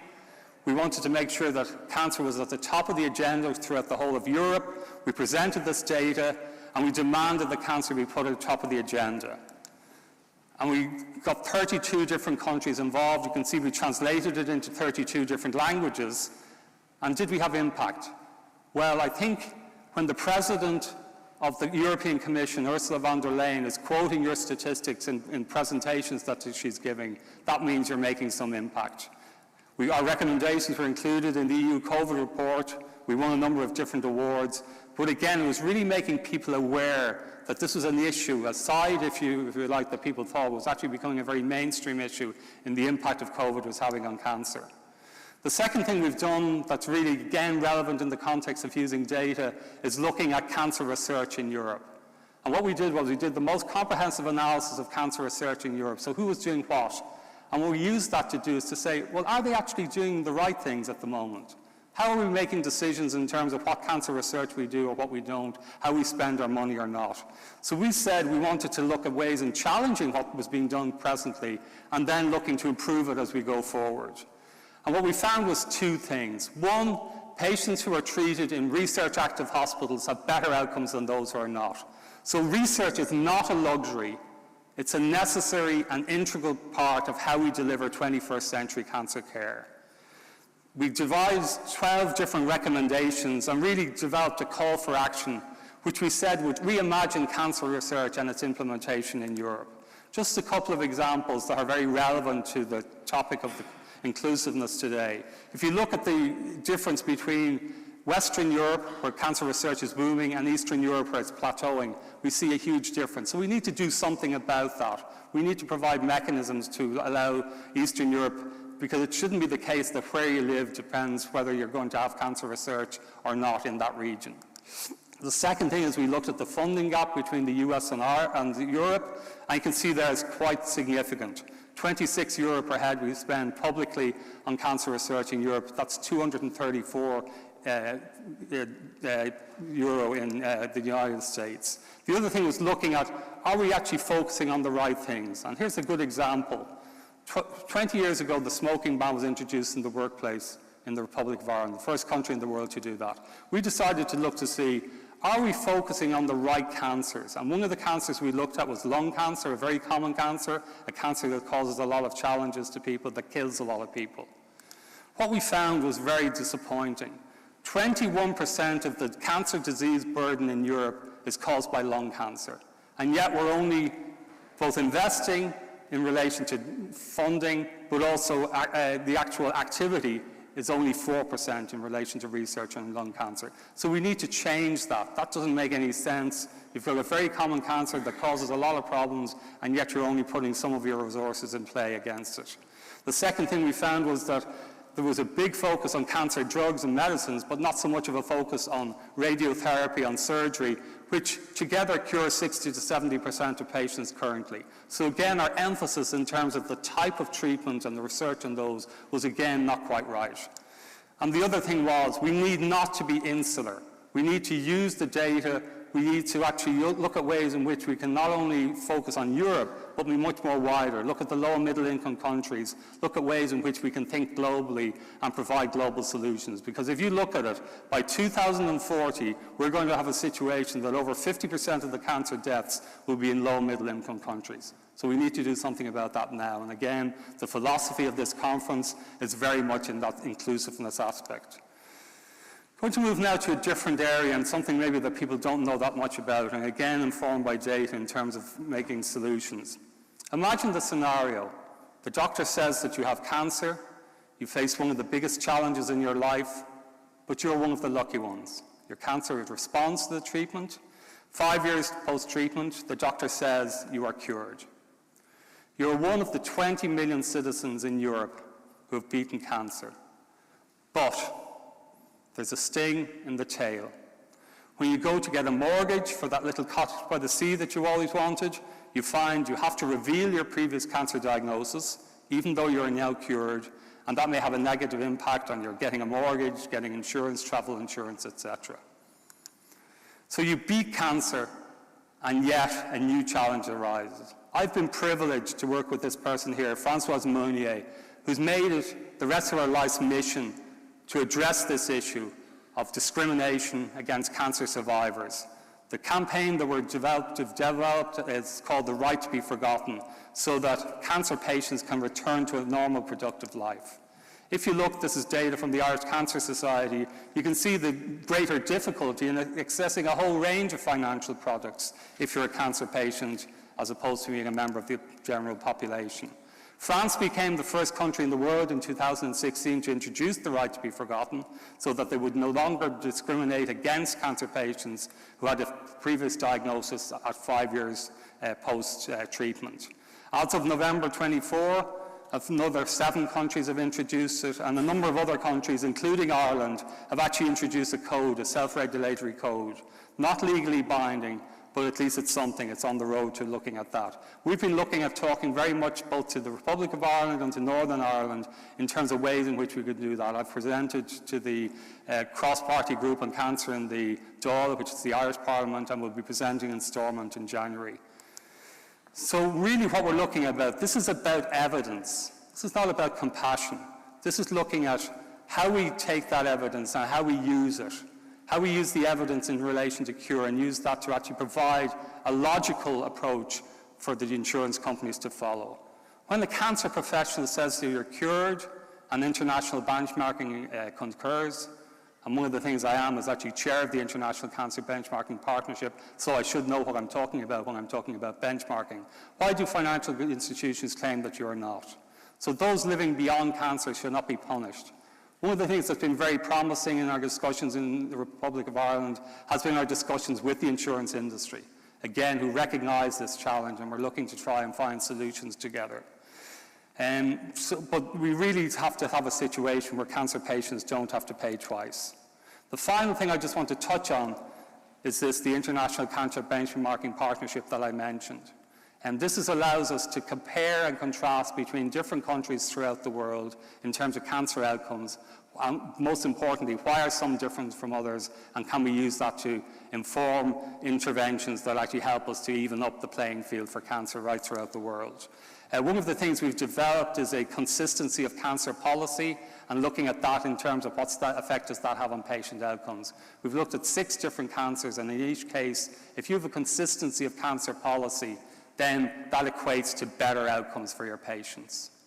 We've developed a cancer policy scorecard, and unfortunately, when you look at that scorecard, the United Kingdom, the 4 nations of the United Kingdom are near the bottom of the league table. So that's not acceptable. But we also learned something from this. Denmark, 10 years ago, would have been in a similar situation. You can see there now they're at the top of the league table. Why? Because they did 2 things. One, they very much put cancer not only at the top of the health agenda, but at the top of their agenda, their political agenda. And secondly, they intervened in primary care, which is at the earliest stage when you can detect cancer, and then cancer is more easily treatable. So again, using data to inform how we change policy is really important. If we look in the United Kingdom, our policies must match our ambition. What we shouldn't do is bullishly announce a war on cancer to much fanfare on World Cancer Day 2022, and then subsume that cancer plan into a major condition strategy just a year later. The title of this talk, Opinion is the Lowest Form of Evidence. We've presented evidence in the House of Commons to the Select Committee on the Future of Cancer and look to provide that data to restore national cancer plans as a matter of urgency. So let's be leaders, let's not be laggers. And this is the unavoidable truth.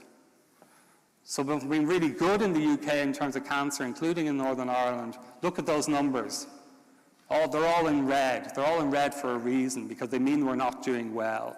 Collectively, we've been able to use that data to actually persuade the current government and Wes Streeting, the Minister for State for Health, that actually we can make a difference. And not only can we make a difference in relation to health outcomes, we can also make an economic difference. If you look at this, if we improve the quality of care to the mean level of high-income countries that are similar to us throughout Europe, by 2030, we will have prevented nearly 31,000 deaths. But most importantly, the economic benefit will be 24.4 billion.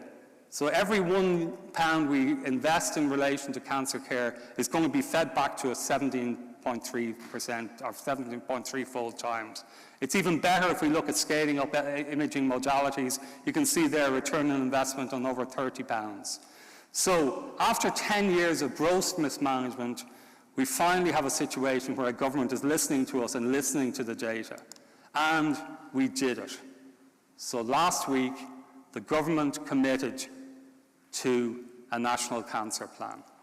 So finally, shouldn't have taken as long as it took, but finally, that data that we were presenting, that intelligence, that evidence, you can see there, Minister for State in the Department of Health and Social Care, Stephen Kinnock, has said, we're going to go ahead. The only thing is, he seems to suggest it was going to be a year. So you can probably tell, those of you who know me, I don't give up. So we're going to push the new government just like we pushed the old government, provide them the data to say this needs to happen as a matter of urgency. We're holding our hand in the fire. You need to hold your hand in the fire as well. And the other thing is, to make it easy for them, we've actually developed a new plan. And that new plan we're hoping to talk about in Windsor Castle on the 13th and 14th of December with senior officials in the Department of Health. So I hope you'll believe me when I say data is critical. It can shift the dial, it can drive sustainable innovation, and it can improve health and well-being for everybody. Thank you very much.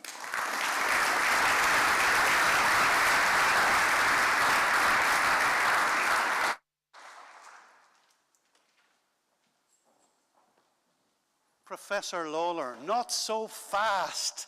We need you back. We want you to remain on stage, if possible, to moderate our next panel conversation entitled Harnessing the Economic Dividend of Health. You are coming back. Okay, that is super. That is super. The BBC doesn't normally do repeats, but yes, we appreciate it. That's Professor Mark Lawler.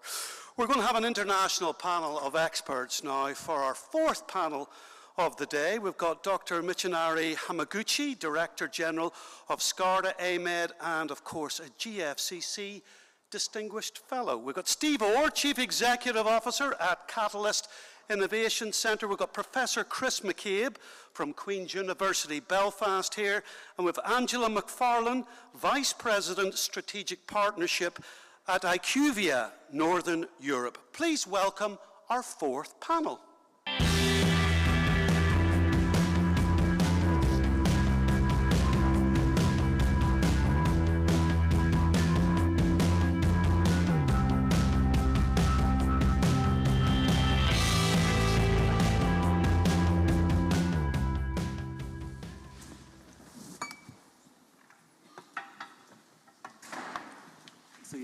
You'll get fed up with the sight of me by the time this day is over, because not only am I moderating this, I'm also talking in the next session in the workshop. So get used to my voice, okay? I'm a dub. Just going to go into a couple of slides just to introduce this section, and then we'll go into the 5 speakers. But the important thing, first of all, is to introduce the speakers. So I'm just going to quickly introduce the speakers. On my left-hand side, we have Mishinari Hamaguchi, who's the Director General of SCARDA, which is the Strategic Centre for Biomedical Advanced Vaccine Research and Development of Preparedness and Response in Japan. So we're very welcome indeed, and thank you for coming here today. Nice to see you.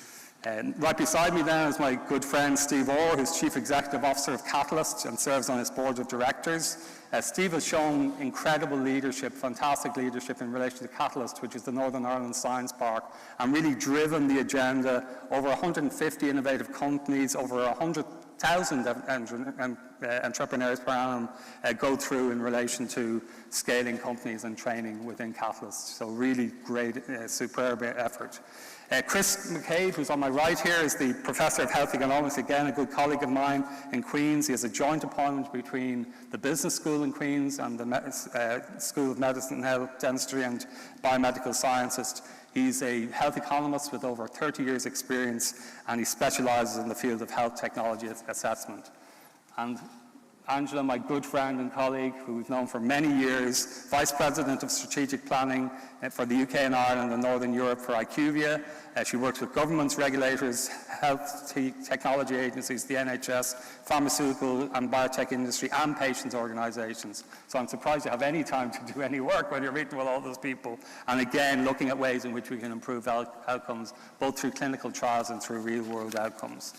What I want to do, just to set the scene before we go into the questions, is just to give you 2 vignettes in relation to that really pay into this particular session on looking at the economic dividend of health. So the first one that I have up there on the screen relates to a partnership that we developed with Bowel Cancer UK to address a particular issue. So patients with colorectal cancer, which is advanced, receive a drug called cetuximab. However, in England, you cannot deviate from the protocol. So for example, if the doctor says we need to have a treatment break because of toxicity, that can't happen because there's a risk that the treatment is then discontinued permanently and the patient can't go back on it. So we partnered with Bowel Cancer UK to really address this unacceptable inequality, collected patient testimonies, clinical evidence, and performed comprehensive health economic modelling and analysis. What we found was the following. We didn't see any negative impact on quality of life or on outcomes, but we could save 1.2 billion for the NHS. And unfortunately, you might suggest that health or patient testimonies or health outcomes will be the deciding factor, but it was actually the health economic analysis. So the NHS then ended their ban on treatment breaks without the risk for patients not being treated and also not having to pay thousands of pounds out of their own pocket to continue treatment as they would have had to without this change in the legislation. And so we're very proud of that. It took us 5 years. I was talking to Chris the other day. I said, I was really annoyed it took us so long. And he said, you're doing well. Some of these things take 17 years. So I felt a bit better about it then. And the second example that I just want to look at is in relation to, again, sort of this philosophy of that your health can also be your wealth. This is a specific focus on the island of Ireland. We looked at ways in which we could actually capture what was the landscape, but also more important, the economic potential of both oncology and allied digital health on the island of Ireland. We have a big opportunity to be ambitious here, and we look to see, well, what is the key messages that we get?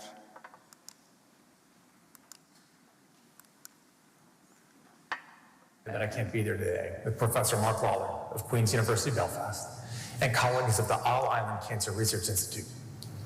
As Minister Conor Murphy, Minister of the Economy of Northern Ireland, and Minister Dara Cleary, Minister of State for Trade Promotion, Digital and Company Regulation, and Ireland jointly launched the All Island Oncology Industry Report, entitled Evaluating the Current Landscape and Economic Potential of Precision Oncology and Allied Digital Health on the Island of Ireland. This report, commissioned by the All Island Cancer Research Institute, with support from Intertrade Ireland's Synergy Initiative, comprehensively describes the current oncology and allied digital health industry landscape on the island of Ireland, and highlights the economic potential for this sector to drive economic growth, job creation, and inward foreign investment.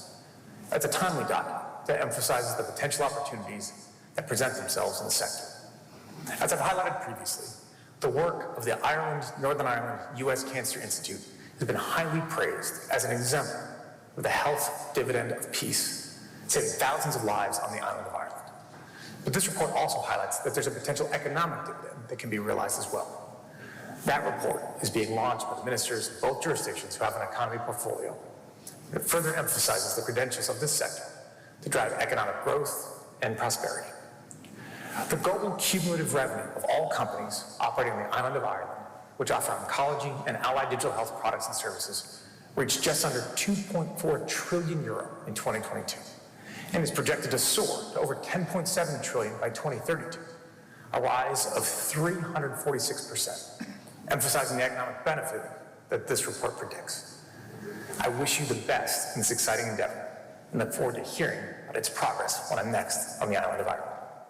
So a real big thank you to Joe for giving us that message when we unfortunately couldn't make the launch, but he did make it over about a month ago. And just again, a number of key recommendations that came out of this report, which has proved to be very influential. And it probably doesn't harm us that Joe is talking about it rather than me. But again, looking at the All Ireland Oncology Innovation Cluster to really consolidate research, innovation and implementation, looking at ways in which we can develop a health infrastructure through, for example, the Future Medicines Institute. I'm not sure whether Chris is in the audience here who's driving that, and we'll be making a big announcement about that next month. And looking at critical gaps in infrastructure, resolving digital health infrastructure, and looking at ways in which we can work together north-south, but also east-west. So we feel that there's a big opportunity, obviously, to drive health, better health outcomes, but also that economic dividend that we're talking about here. So without further ado, we'll go to the first presentation from the group. So I've asked everybody to talk for 4 minutes, and then we're going to ask them questions. So Angela's going to go first. I'll just get her slides up. Could I have the clicker, Mark? Yeah, sorry. Hi, just while we're waiting to get the slides up, as Mark introduced me, I'm Vice President with a global commercial clinical research organisation.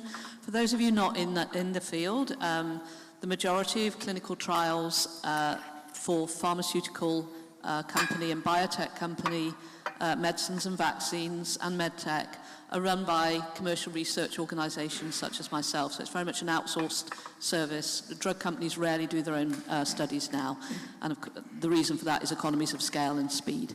So what I'd like to put to you this afternoon is the economic and health dividend of commercial clinical research and innovative medicines. And I'm going to talk about a virtuous circle between clinical trials and the uptake of innovative medicines. And I'm not talking about Me Too medicines here.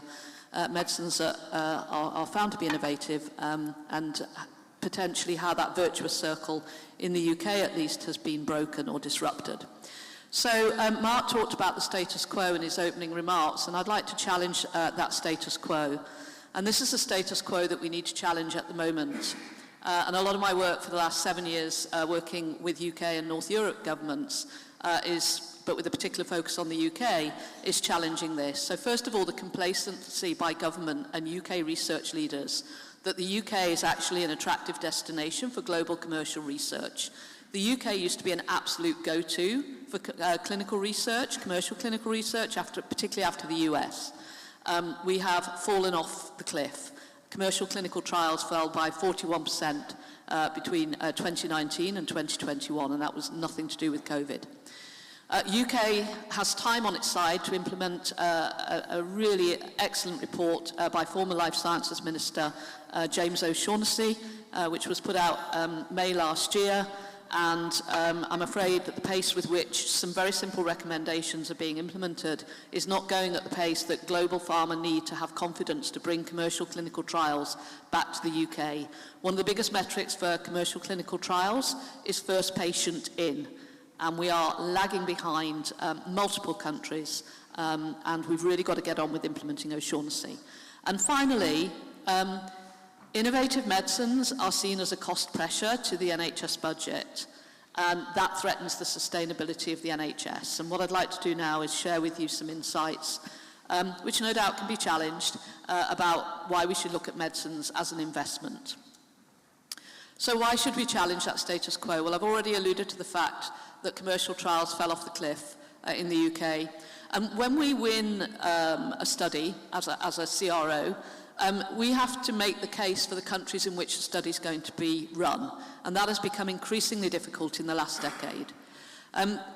As people sitting in this room, you know, I want to leave you with one message. If you don't take away anything from what I'm saying today, next time you're in front of a doctor, and perhaps it's something a little bit serious, as well as listening to what that doctor says with regard to what prescription you walk out or what course of treatment he puts you on or she puts you on, ask about clinical research. What trial is being run in this? Because the evidence suggests that people that are involved in clinical trials have better outcomes, and hospitals and primary care sites that are running research and involved in research have better outcomes for their patients. And I would argue that being offered a clinical trial or access to getting involved should be part of routine care. So please walk away and leave with that message today. And people believe in clinical research. This is a health research study from HRA UK that showed that the majority of UK citizens want to be involved in research and believe it's important. And that increased massively during COVID for all the obvious reasons, with the UK leading the world in vaccine discovery. But on the right-hand side, we have the start of this virtuous circle. So I just want to leave that thought with you that at the moment, 1.2 million UK patients are missing out on innovative research. This came from a PwC report commissioned on behalf of the Association of the British Pharmaceutical Industry. 18 billion could accrue to the UK economy in productivity, and this is about creating the opportunities for people to stay in meaningful employment. And 5.5 billion of that would go back to the Treasury or to the Exchequer in taxes. And you can see at the bottom there, you've had a chance to read it, that we are falling behind other countries with regard to the amount of money that we spend per capita compared to other developed countries. If we look at medicine's investment in terms of its impact on mortality, this is a publication on the right by the IQVIA Global Institute. So global disability-adjusted life years by risk factors, in this case for cardiovascular disease.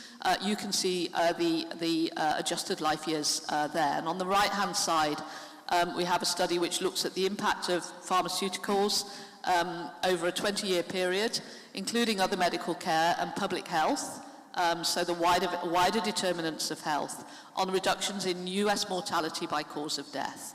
And the green figure is where it was found that it was the medicines that were having the biggest impact. I've already talked about commercial clinical trials dropping off the cliff, and in particular it was the phase 3 and phase 2 studies that really suffered. This is the virtuous circle that I was talking about, so from early stage R&D all the way through to late stage R&D. But what I'm talking about here, and the key message to come out of this, is that if we have delays in access to uptake of innovative, NICE approved medicines, we will not have standard of care at the same level as it is in other European countries, which makes it very difficult when you're trying to place a clinical trial in which standard of care is critical to saying, yes, we'll go to that country, in that country. And we are falling below, and that's why this virtuous circle is getting broken. And that restricted medicines adoption in the UK broke the virtuous circle. And by the way, I was chatting with Chris earlier, I'm a very big fan of NICE. The challenge has come not with NICE taking too long to say yes, no, or maybe. The challenge has come with uptake at local level. And IQVIA data shows that it takes over 4 years for NICE technologies to be approved in 80% of the cohort at integrated care system level. We looked at England only in this particular study. And you can see for yourself just how that all plays through. But let's finish on a high note. This is the health and economic dividend that we could realise, and this is the potential incremental impact of achievement of the UK Life Sciences vision as it stood. Of course, it's all going to be renewed again under the new government. But, you know, we're talking about some big numbers there. So 16.3 billion in additional GDP, 68 billion in GDP over a 30-year period from increased total R&D investment by the industry, not to mention the reduction in the burden of disease in the UK from prioritising future healthcare challenges. You would have had to have been living on Mars not to have heard a couple of weeks ago the phased introduction of the new obesity drug Mounjaro. And the reason the government have taken a bold step in phasing in that introduction with all the relative risk in terms of affordability that involves is because the cardiometabolic, never mind the weight reduction, which is about 25% with Mounjaro, but cardiometabolic and other anti-inflammatory like other obesity-related cancers. And there's a fundamental belief that if we can improve the cardiometabolic chances of people who are living with obesity, we're going to increase their economic productivity and enable them to get back to work. Unfortunately, that became a bit of a jabs for jobs headline, which is not what the government wanted, but be that as it may, I rest my case, I hope. Thank you very much indeed, Angela. I was going to suggest now that Michinari maybe would give the perspective from your situation.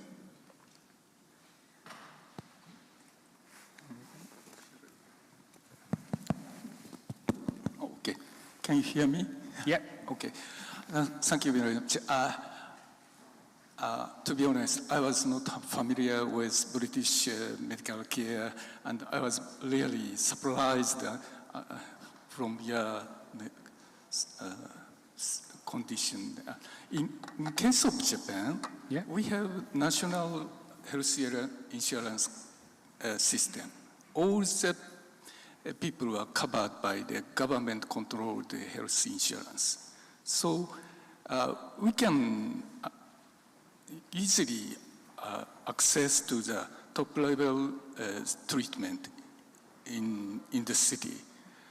But the problem we have now is, as you know, Japan is a rapidly aging society, so the cost of the health care increased rapidly. But basically, these are covered by the government. We don't take care of it or worry about it. We know it is a problem, but somehow far from daily, life still. So I think serious condition you have is somehow different. Maybe because of the system of health insurance, one point. But there is a merit and demerit. In our system, cost increase so rapidly, the government wants to control, for example, price of drug and price of operation. Every year, the cost goes down rapidly. That means drug company has they don't have enough money for the next research. That means we couldn't, for example, make, vaccine for COVID-19. This is another serious problem we have, but it's still far from the daily life.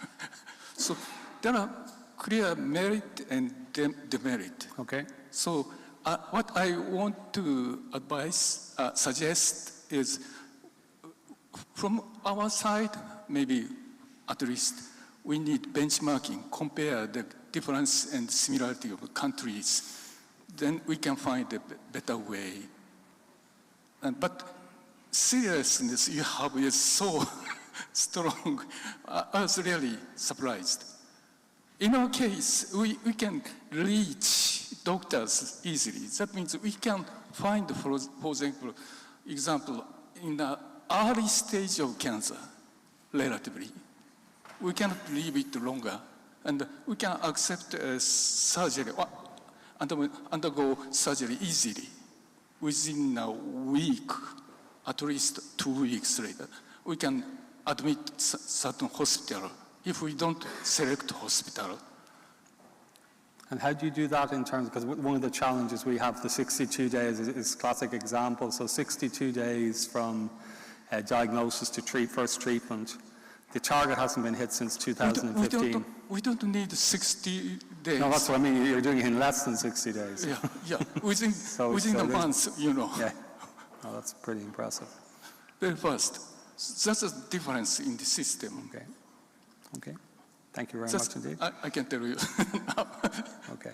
I mean, in the context of benchmarking, one of the things we have done is approach Japan, so maybe we should have a conversation. Yeah. We'd very much like Japan to be part of the International Cancer Benchmarking Partnership, so that's something maybe we can investigate. I have some data, for example, cost of the operation of appendicitis. Dramatically different. Right. 100 smaller than United States. If you admit to hospital and have operation, that means our system is very cheap. That means doctors are suffering. Right. Anyway, but we continue the system. Okay. That's it. Okay, thank you very much indeed. Steve, maybe from your perspective, there were a couple of things that we discussed when we were doing the sort of pre-talk in relation to this. Do you want to maybe cover some of them? Sure. So hi everybody. So just to add to Mark's introduction and provide a little bit more context. So Catalyst is a science and tech hub. So we're home to 140 companies, some big international names, and a lot of scaling science and tech companies. We're also home to Queen's University's centre called Momentum 1.0. So it is one of the new centres that Sir Ian mentioned, a part of this City Deal project. And it's really around, advanced computing meeting One Health and a number of Queen's University's research strengths. Now, if you go back to whenever Catalyst, as an independent non-profit organisation, introduced support for entrepreneurship to develop an entrepreneurial ecosystem and really to concentrate on that commercialisation piece, I can see Paul Rubin just coming to the back of the room there. We were most heavily influenced, mentored and helped along this journey by University California, San Diego. And the principles behind the model that helped to develop the entrepreneurial ecosystem and the science commercialization in San Diego were the exact same principles and model that we translated into the unique context that is Northern Ireland. Again, with mentorship from Paul and then Paul's other people within the other leaders in the university, like Mary Walshaw. Now, that has been, it started off as kind of an experiment. Maybe some of the principles that applied in Southern California might apply over here, but what actually happened was they really applied well because we do have really good international strengths here. And if I could just sort of categorize it in a nutshell, in that initial period, and still today, one of the most important things is if you've got, let's say, somebody that's had a breakthrough in a laboratory, right, or they've developed an algorithm which can do something quite remarkable, how you build a business around that is not clear, right? So originally, what we learned from San Diego was, can you mobilize what we call it, let's harness the collective intelligence. Can we rapidly assemble multiple different competencies and help that entrepreneur, whether it's an academic or somebody's just starting up a business from scratch, to help to figure out what the right business model is in order to commercialize that. Then how do you help them to get access to the critical resources they're going to need, the seed funding that they're going to need in order to build product, the additional competencies they're going to need in order to develop their team, but then also how to get access to the market. And an awful lot of it is, well, can we aggregate the network of pretty much everybody who's experienced in Northern Ireland, who's connected, and just make the world a smaller place for the entrepreneurs that are really going to try to make a difference. And that probably explained, Paul can correct it later, but that's sort of the nutshell behind it. Now, if we look at what's, especially, and why this is relevant, not just because of the innovations that will be coming from Momentum 1.0, In recent years, we've developed a relationship with the Martin Trust Centre at MIT. And Paul Cheek, who's now the Executive Director at the Martin Trust Centre, he visited a month or two ago, and he gave us this challenge, which was, you know, they had developed their orbit model now, which is applying, I think we're going to get AI back in the lead above data, by the way. Yeah, no, I figured too. But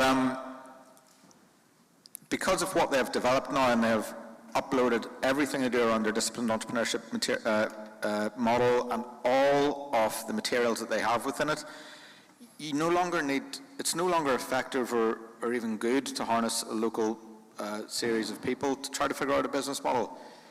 You can rapidly, in 20 seconds, get a bot, a very, very heavily customized bot, in order to develop probably 60% or 70% of the top model in how you're going to commercialize something. So the challenge that we were given was, if that is now a commodity, how do entrepreneurs, what's the differentiator of success between who commercializes something? So we're, you know, as Mark mentioned, we would support about 1,000 entrepreneurs a year to support and scale companies.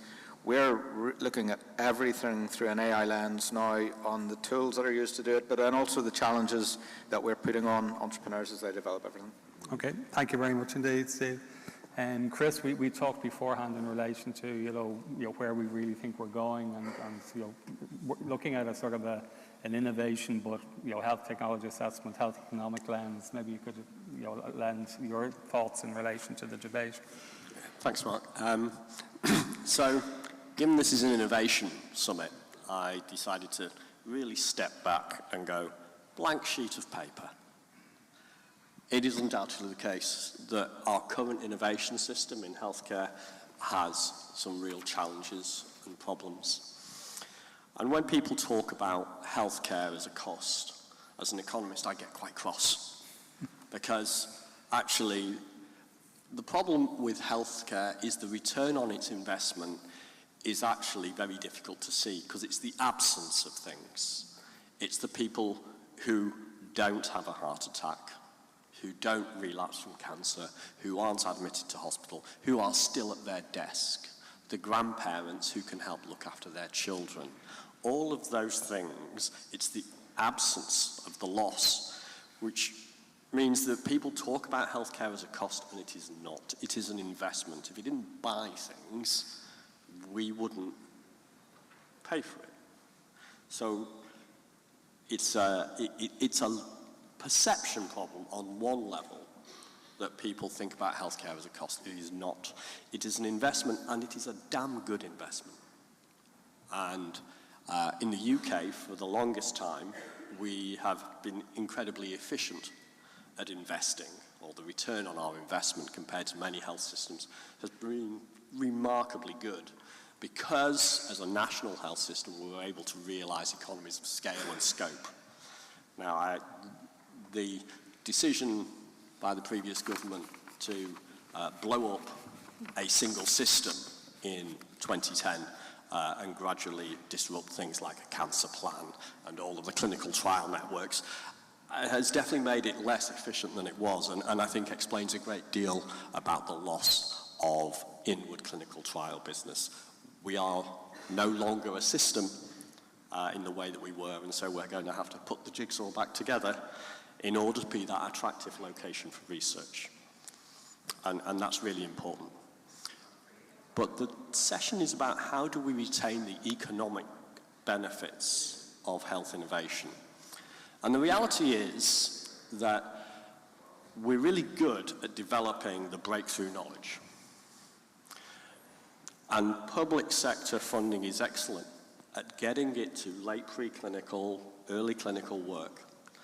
But the majority of later translation is funded by the private sector for some very good reasons. And that private sector funding is global. And the technologies are geographically agnostic. And the result of that is much of the economic return of innovations, and this isn't just for the UK, it's actually pretty much every country outside, probably the US, frankly. Japan's very good, actually. They're very good at holding on to your own innovations. A lot of the economic return on those early stage investments accrues to other economies, because that's where the investment is made in that late stage thing. And I think Steve flagged up a really, he's just done incredible work. Sorry, but I think it's important to recognise what you and your colleagues have done in Northern Ireland to wrap the skills and the infrastructure around our innovators that they need. But the thing we haven't figured out yet is how to get them the investment that means the return on those innovations stay here. And I think there's some really interesting opportunities that we need to work on here in Northern Ireland, and we need to work on in the UK, and I would highly recommend that other jurisdictions look at very clearly. So there's some good conversations around public pensions funds. These are billions, and they are highly risk-averse investors in the UK. That's an opportunity. If they invested in our innovation, much more of the jobs and the exchequer revenues and the improved quality of life that comes from high-skilled, high-quality jobs, much more of that would reliably remain with us. When we look at the world we're about to move into, things that are dependent upon US investment, there's going to be a lot of reshoring, made in America. If we want to be resilient against that, we need to invest domestically to keep the return on the investment here. And the other area where I think we need to work better is to recognise our public sector are huge investors through their procurement activities. Now we cannot expect them to spend their money on things that are highly risky unless there is an expected return to them. So an NHS that actually is allowed to enter into joint enterprises to scale up the early adoption of technologies and get a share in the success, bear some of the risk. These are the sorts of spaces where I think we are going to have to be truly innovative in order to retain the return on the innovation that's being created in our universities and in our SMEs. So a very different sort of cut across it than my colleagues on the panel, and I'll hope you forgive me taking the liberty of doing that. Not at all. I mean, that was exactly, that's why I asked you to speak, because it's really important, that point that Chris made, particularly in relation to, we're very good at breakthrough, we're not so good at follow-through. And it's looking at how do we change the messaging and how do we change the philosophy or the culture, really, it is. I mean, maybe just to bring it back on that, how do we change that culture? I think we need to break the habit in universities and in our early stage ecosystems that we get to late stage clinical and we're running out to the existing venture capital community. We need to actually, maybe universities have to have a metric, a performance metric from government about, commercialization that's what you might, I guess, call retained commercialization. And so that impact story where it's not that we sold this to Roche, that doesn't get the same sort of return and recognition as we actually got funding. We set up the company and it's got funding from a UK venture capital, or it's gone into partnership with a health system in the UK to do that spread and scale activity. As an economist, I'm always going to say it's about incentives. I spent far too long learning that it's all about incentives for me to change my mind on that. I'd get thrown out of the profession. So we have to set the incentives to be different if we want the outcomes to be different. Okay. Angela, you sort of gave us some figures in terms of how the UK is doing badly, but you also gave a slide at the end of hope. How do you realise that hope? Well, I think I'll talk about my area of expertise. I think I've already alluded to it. For example, I talked about first patient in a clinical trial being a key metric all around the world. O'Shaughnessy made 27 recommendations in his review, and one of the ones that he made alongside Aradazi is how we bring, we shift from analog to digital, and we have human beings involved in research only doing what human beings can do. So we need to digitize using natural language processing, using AI, searching through electronic health records to find patients who might fit a protocol. And we have technology, and we win bids from sponsors based on our technology to automate that search. It's a very simple fix. My team have spent 2 years of their lives trying to get it into research sites in a very inefficient way. So what I'm trying to do now is say, let's get that decision centralized. And this is not just for our studies, this is for everybody's studies, academic studies, the lot. And so we have clinical researchers at the moment who are really struggling with their day job, where they're being still put at the front, at the coalface of delivering care as well as doing research. It's a waste of their time to spend the equivalent of 30 days looking for some patients. It's like looking for needles in haystacks. We have the technology to do that. So it's a very simple fix, Mark. And if I could get that into the UK in the next 2 years, I would be very happy. Okay, well, that's the challenge to us to do that. Mr. Nari, in relation to in Japan, just in terms of the sort of economic dividend of health, do you have good examples of where that has been exploited, like looking at that economic dividend as well as the health dividend? I'm not sure I can answer your question, but through this discussion, one thing I want to ask you, in a case, for example, colon cancer or stomach cancer, basically operation is a first choice. In Japan, we use endoscopic treatment. Yeah. So we can identify cancer in an early stage because home doctor check carefully and send patient immediately to hospital. Hospital are accept within 2 weeks or so and start endoscopic treatment. And now we can remove surface cancer easily. And other treatment, for example, is heart attack. Now we don't have any operation. Catheter is basic treatment. Okay. So I think simply compare the cost of medical treatment is not sufficient.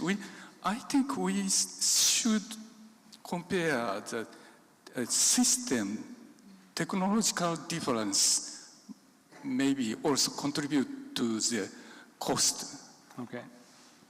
Early treatment cost us low. If you leave the cancer for several months, it takes high cost and untreatable. It's simple. That's okay. Okay. Obviously, it's simpler in Japan than it is in Europe. Can I come in there, Mark, if I may? And I'm with you in where you're going with early diagnosis. Yeah. And I think there's a modicum of hope with the 3 big shifts that this government has got. And one of those 3 big shifts in health to deliver the health mission is shifting the emphasis and the money from secondary care into community care. And I'm not just saying primary care, I'm talking about community care. But we need to be able to help primary care physicians do that earlier diagnosis. And to quote the wonderful Mandela, we've got to stop pulling people out of the river and stop them falling in the first place. And that is only going to happen if we can get it in primary care. And what do those physicians need? They don't have the time to search electronic medical records for somebody who may have had a cough for more than 3 months and he's seen them and they've gone away, or she's seen them and they've gone away with an antibiotic or whatever. They need people, they need analysts that can look at their data and use AI algorithms to find people that may have one symptoms, and actually that means they've got colorectal cancer, but nobody's knitted all those symptoms together because no one GP can just, magically do that unless he has a road to Damascus experience. Okay. So it's early prevention. Okay, we're getting near the end, so final thing, I want each of you one point that you feel really will shift the dial in relation. I'm going to start with Steve. It just takes time. I think in answer to this question about why is the wealth realised elsewhere? I think we're good at commercialisation. I think there's our next challenge is how do we get it to scale? But we need to partner already with the places that are already brilliant at it. Yeah. Okay. Chris? Drive public sector pensions to invest in UK innovation. Okay, thank you very much. Nothing more. Nothing more? Yeah. When I come back to Japan, I will check the difference and similarity to say more correctly anyway. Okay, Yeah. no problem. Angela? Help human beings do what only human beings can do by introducing digital to make their lives easier and make that routine, analog to digital. Okay, so thank you very much to the panel. Really excellent discussion there, and really great. Delighted how it's worked very well in terms of the different expertises, but coming to sort of some common thoughts in relation to how we move forward. So thank you very much to the panel.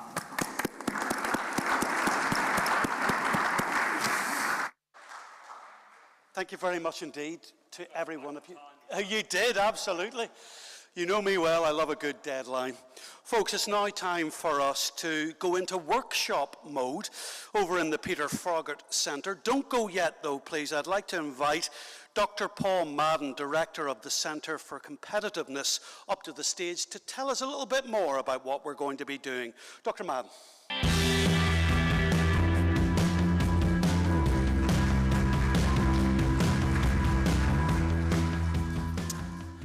Good afternoon, everyone. It's my task now to introduce you very briefly to the workshops which we've planned for this afternoon. This is a first for the GFCC at this year's event to organise a series of workshops, and we've done this in response to feedback we had from delegates at previous such events. I think people wanted the opportunity to interact more openly, I think, with the specialist speakers that we have on panels. The structure will be similar to the panel sessions we've had today, but let me just run through very quickly the titles of the workshops which are going to be available to us.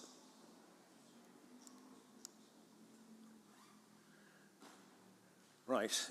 When you registered for this event, you hopefully will have been given the option to express an interest in one of these workshops to participate in. If you didn't do that, don't worry about it. This is the list of workshops this afternoon. They're running in parallel, so unfortunately you can only attend one at a time. So please remember which workshop you would like to go to.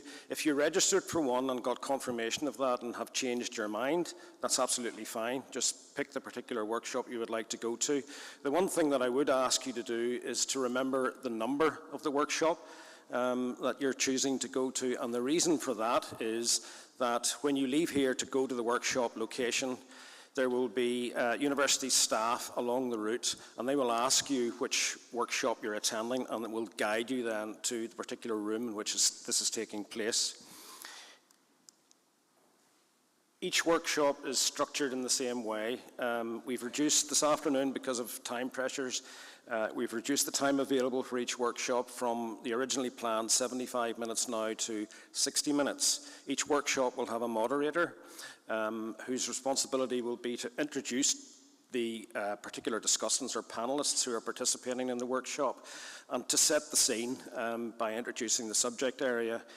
That person will then moderate the conversation, but we're leaving hopefully sufficient time still available for open questions and answers, because this is where we want you and would like to invite you to participate actively. We want you to engage with the panelists, respond to what they have spoken about, perhaps give your own views on what you've heard from your own experience and knowledge. And the one question we would ask you to do is to, if you're called upon to ask a question, please just announce yourself by name, what your organisation affiliation is, and which country you're from. At the very end, then, the moderator will summarise what the key issues that came up in that workshop were, because each moderator from each of the 5 workshops will then appear on stage here for the very last conversation session of the day. We would ask you all to leave your workshops in time to come back here for 5 p.m. The original scheduled time, I think, was 16:45, but we now need you back here by 5 o'clock or as soon as your workshop has completed. To get to the workshops, you exit this building from the door at the back there where you came in, and there will be university staff along the way. Just remember your workshop number, and in case you've forgotten, these are the workshops. So I would like to invite you all now to leave this building and go to your relevant workshop location. Thank you.